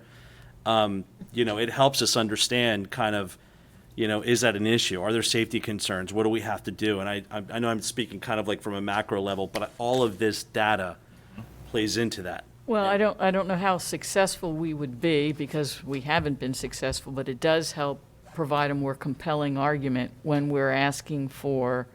Yeah. I mean, how many years now has unfortunately student furniture had to be discarded because we just don't have the money for it? So, I mean, this is a time when I think data can really be very important. Well, and something from the facilities plan that I learned from being on that committee is, yes, we need to look at the middle school and how, if we keep using that building or build a new building, but we also have our beautifully maintained elementary schools that may not be meeting our academic needs. In a lot of ways, we have classes that don't have windows, inside classes that don't have windows. I also remember when I was on the facilities committee, talking about, in particular, Garnett, the way that the lunchroom is set up at Garnett, and how early students have to start, you have to start moving those kids through to get their lunch at 10:30 in the morning, and then those kids are still there until, 2:30, 3 o'clock in the afternoon, and is that good academically for our students? Is that good for their social wellness? And then how do you figure out how to use that space? Because we're really locked in at that point. Just our lunchtime really is 10:15. Yeah. Done by 1:15. Okay, sorry. Yeah, but yeah, it sounds a little better than 10:30. Yes, yeah. But it's interesting because because these are still things where you go, okay, yes, it's not, a multi-million-dollar new building, but it does have impact. And we are, like I said, we're kind of landlocked in Garnett especially, but also at Galena and Rock Hall also, where we have these beautifully maintained facilities that may not be structurally the best for the learning environment of our students, and what do we do to accommodate that? So, I mean, I agree. This was nice and short and succinct, but that's because everything on here is a big ticket item. So That's why they say thank me you. for last. Yeah. Okay. Just very quickly before we go into the next section, you want to say you've had a chance to hear about each one of our 6 goals, and we hope that we showed evidence of how we intentionally were trying to weave in what you determined as a board are the most important pillars: the equity, communication, innovation, and data. Hopefully you were able to hear and see evidence of that in each and every goal. What we'd like to do at this time is very quickly just share with you what we know as of today in terms of the state assessment. So the last time our students took the state assessment was in the year 2019. And at that time, we did receive the results, and since then, we have not had that. Not only have our students not been assessed at the state level, but the assessment itself is changing. We are moving from what was once determined to be a focus on proficiency and moving toward more of an adaptive growth model in our assessment. This year, we will take the state assessment in the spring. In a moment, we're going to share with you, in fact, if you don't Could we mind. stop for just 1 second and Yes. just state that in 2019, we assessed our students with the PARC assessment. And the PARC assessment is now obsolete as far as Maryland is concerned. So now we're moving to MCAP. So not only has it been 2 years since we've tested, we're going to a different assessment. So that's what's driving the discussion that we want to have with you this evening as well. So what we're proposing with the state assessment this year in terms of alignment with our strategic plan is that we use spring of this year, as you can see on the slide, to basically get our baseline in terms of proficiency. When the students take that exam, we would like to gather that information, not only to see student by student, grade by grade, but also we'll be able to break down by student groups and look at that information as well. However, with what we know, we did not feel this was going to really guide us in terms of being able to lock into a clear target for this school year. So the next thing that I would like to do is just ask you to find a handout. It is not on a slide, that is very colorful. And our instructional team put this together because we wanted you to have a really just clear understanding of the assessments that we are requiring students to take this school year. It begins at the kindergarten level, and again, you'll see it goes all the way through the high school level, front and back, page by page. We usually, and for many years, have used that NWEA map, but this year, one of the things that I wanted to point out is that there has been a new regulation, COMAR, where we are required to screen for reading difficulties. So rather than giving what Dr. Keenan and I years ago introduced, which was that doing the growth assessment in K1 and 2 this year, they will not be taking the reading growth assessment. They will actually be taking something that screens for the reading difficulties called reading fluency. So there's a change. Not everyone is taking the same reading assessment. They will still take a math assessment with MAP, and then you'll see at the bottom of the very first page, that is a screener for gifted and talented services. That's given in grade 2 in February. That is new this year. It's called COGAT.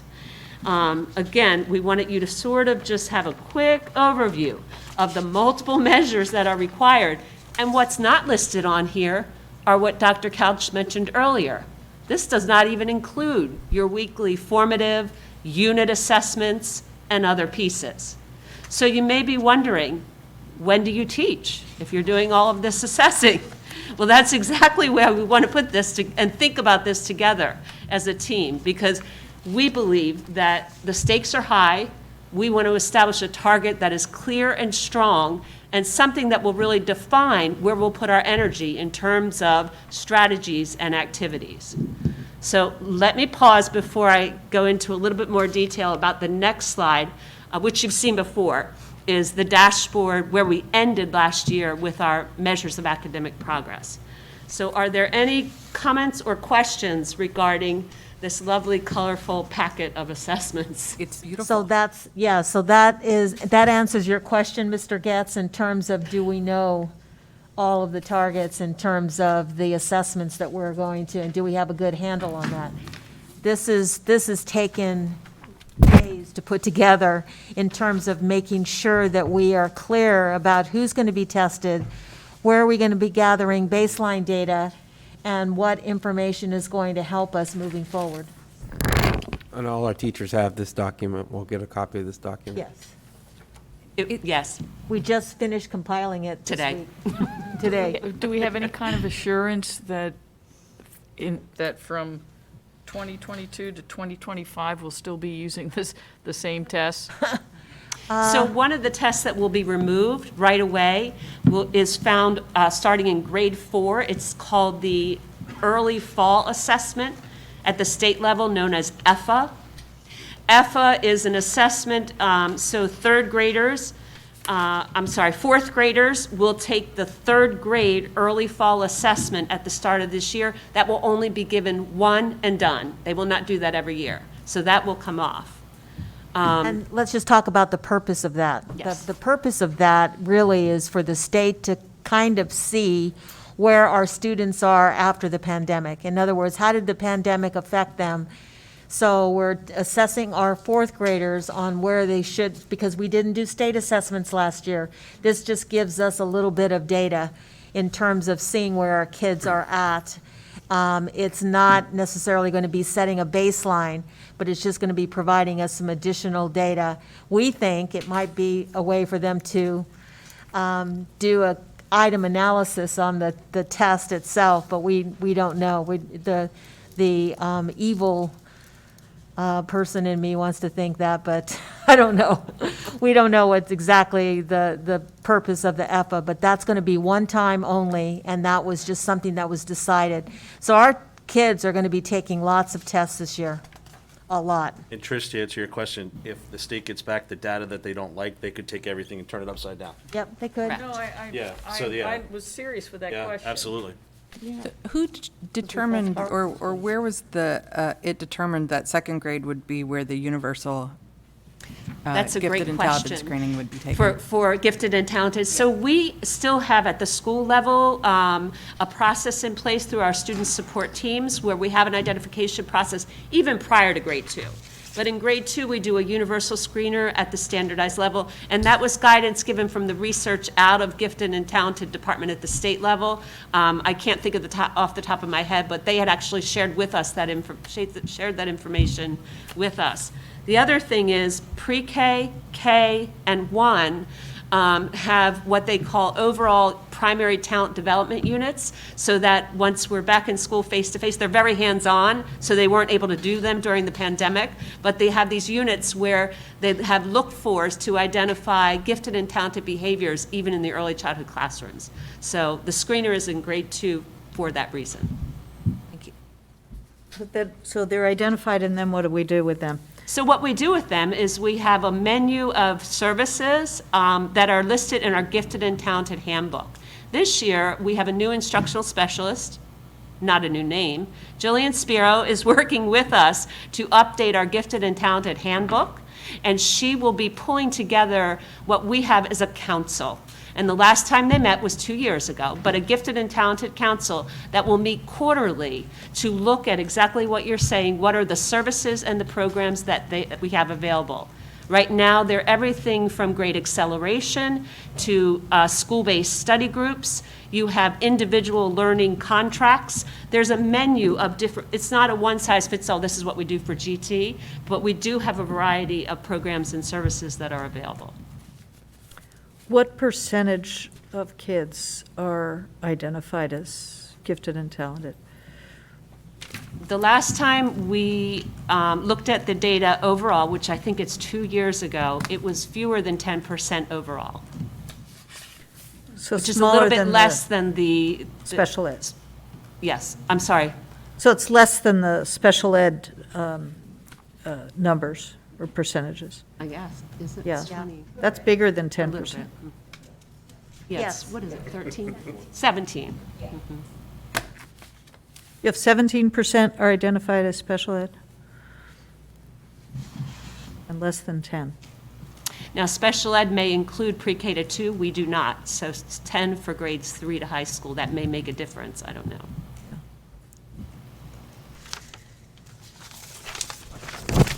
Last page. Last page. Okay, thank you. I'm sorry. Thank you. And so this is the dashboard that we have shared previously, and it reflects the spring data from the measures of academic progress. One of the adjustments that we made immediately as a leadership team is we agreed that we needed to revamp our data that's available at the fingertips of our teachers so that they could have access to student group data. So this year we've made some adjustments behind the scene, and when they take the measures of academic progress this fall, we'll be able to not only look at the overall performance but look at student groups as well. However, that's going to inform what we and what our team here today is going to talk about, and hopefully get input and conversation in terms of what those targets should be for this coming school year, both for all students and then also for our student groups. So what we're prepared to share with you is a draft and a proposed goal. And the goal is focusing on the two key areas that are measured on our state assessment, English language arts and mathematics. We thought in this particular format, it would be very meaningful because you'll be able to have at your fingertips the current performance in terms of proficiency overall based on the spring map. So the very first goal is that by June 2022, all students will increase proficiency in English language arts. The current score is 31% of our students are proficient. Proficient is defined as on grade level in the state of Maryland, which is different than on grade level across the nation. And I think Dr. Spiro and I had talked about this before. So we're aiming for 41% of students scoring in proficiency levels 4 and 5 on MAP, not 3, 4, 5. So we felt like that was a very rigorous target and holding us all to the same endpoint. In mathematics, the area that needs the most attention, we are currently 16% of our students are performing in levels 4 and 5. And we'd like to talk about the target, 30%. And then finally, the student group proposed target is that by June, any one student group with an identified achievement gap based on the fall baseline will decrease the gap by 50%.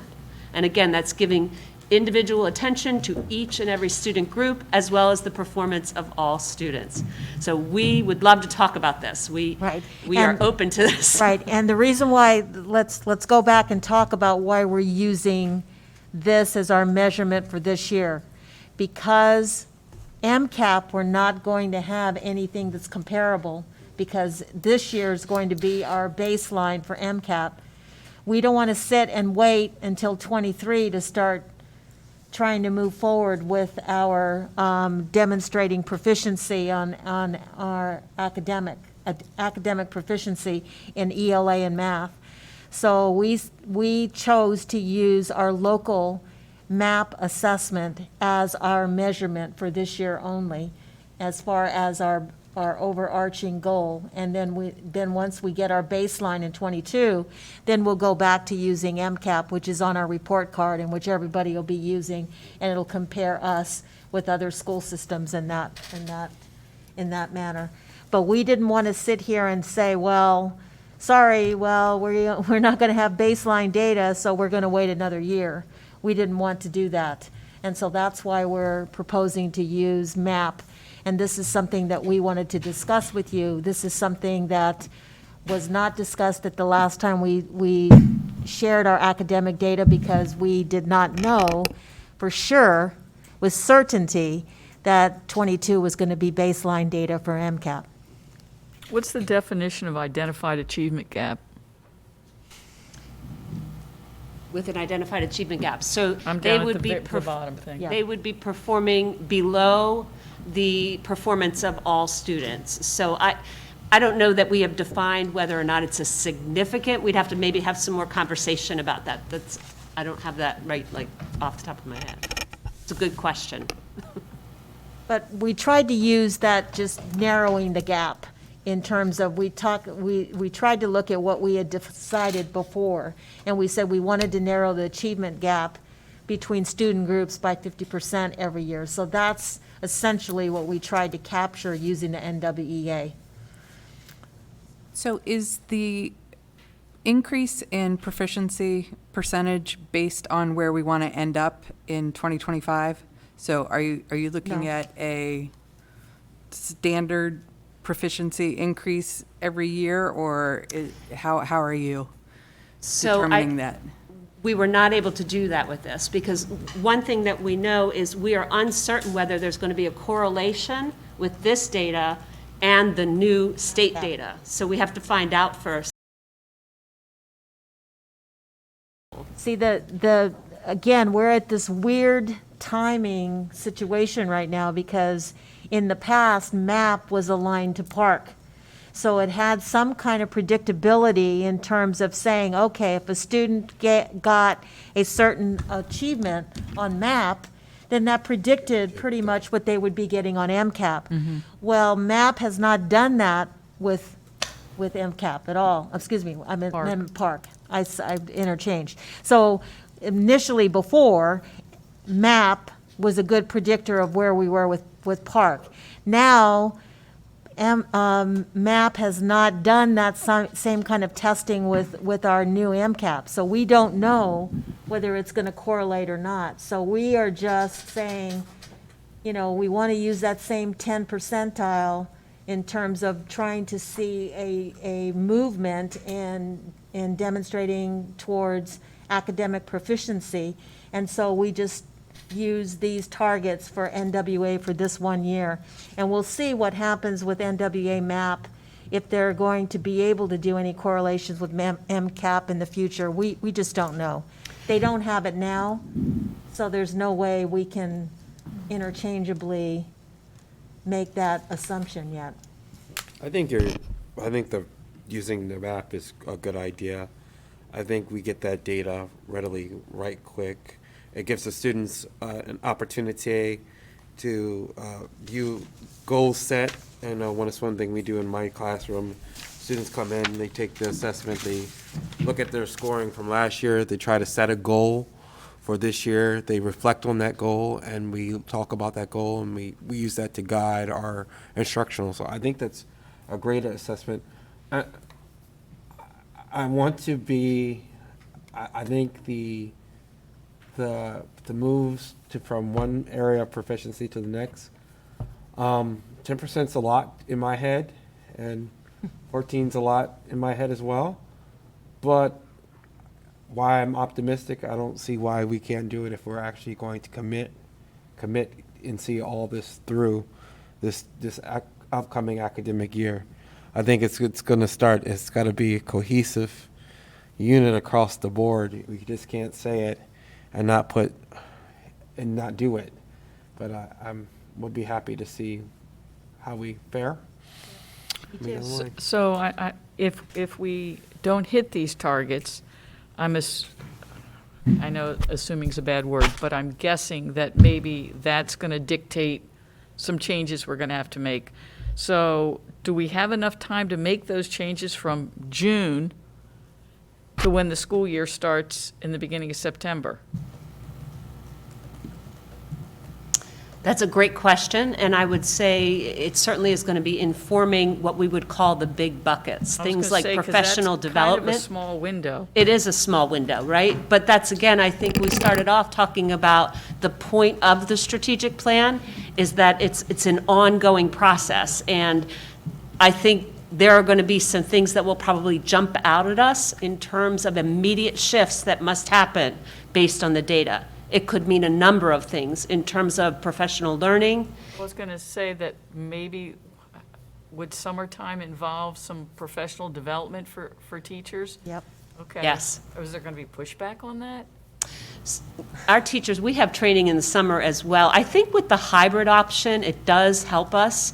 There are more things online, and teachers are interested in doing more in their homes in the summer in particular than it may be a challenge to get everyone to come in the summer, but I think we can, again, think of some innovative strategies to approach it. Right, right. And, you know, I think the one thing that we have going in our favor is this will be the first time that everything has truly been aligned to one goal. Our strategic plan aligns with where we're going with our academic goals, where we're going to go with our school academic goals. And so it will be our SLOs with our teachers. So everything is going to be aligned, and we're all going to be speaking with the same voice in that we have work to do.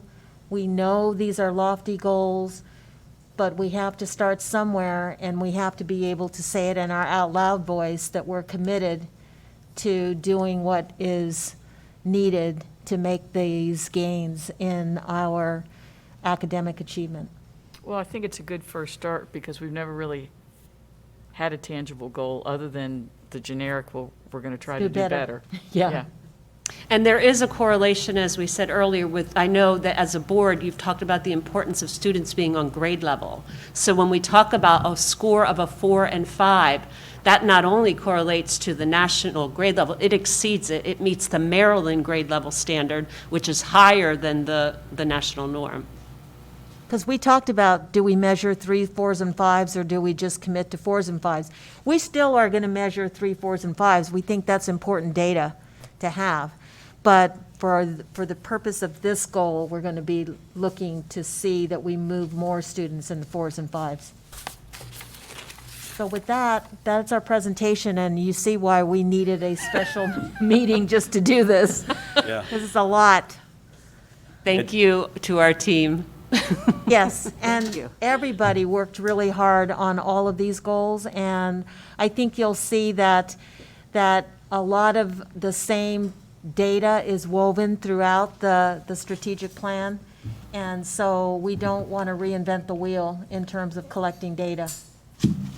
Yeah, just a heartfelt thank you to all of you and the teams, as well as Dr. Couch and Ms. Jacomo, as you just mentioned. I mean, this is, again, and as Trish mentioned, we've never had something like this, so this is hugely important. I don't think it falls short on anyone in the room or on the teams. I mean, we're all aligned, to one direction and a strategic plan that has to be fluid. Because again, we just don't know where we're going to be the first day until we're actually in school. So I think if everyone just keeps that mindset and we keep, looking for the light at the end of the tunnel, I think it'll continue to be good for us. And our commitment to the board is to report to you periodically. We're not just going to, you're not going to hear it just now, and then we're going to come back at the end of the year and say, oops, we didn't do it. You I know, would we hope wanna- not. No, we want to talk about it and be able to share what we know as we know it. Great, thank you. Thank you. So we do have public participation scheduled, but I see that only Dan is in the audience from the public, so Hi, Dan. he's waving and he's telling us to move on. So that sounds good for all of us this evening. The next notification of our next meeting, the next monthly meeting of the Board of Education of Kent County will be held on Monday, September 13th, 2021, beginning at 5:30 PM with the open session. Open session will be immediately followed by the board members going into closed session. The open session will resume at 6:30 PM. This meeting will be located here in this room at the administrative building in the boardroom at 5608 Boundary Avenue, Rockall, Maryland, 21661. Before we adjourn, again, thank you, everyone, for the work on this. Really hugely Yeah. appreciate that. Thank you very much. And the last item on the agenda is the administration is recommending approval to adjourn this meeting. Do we have a motion to adjourn? Moved. We have a motion by Mr. Johnson. Do we have a second? I'll second. We have a second by Ms. McGee. Any comments, questions? I just real quick want to say, since we're not going to be meeting again before school starts, that I hope everybody has a fantastic start back to the school year. And I know my kids are excited to be back in school in person. So thank you all for making that happen. And we'll see you in a couple weeks. Thank you. All right, we have a motion and a second. We'll call for the vote. All those in favor? Aye. Aye. Opposed? Hearing none, the motion passes. The meeting is adjourned. Thanks again, everyone.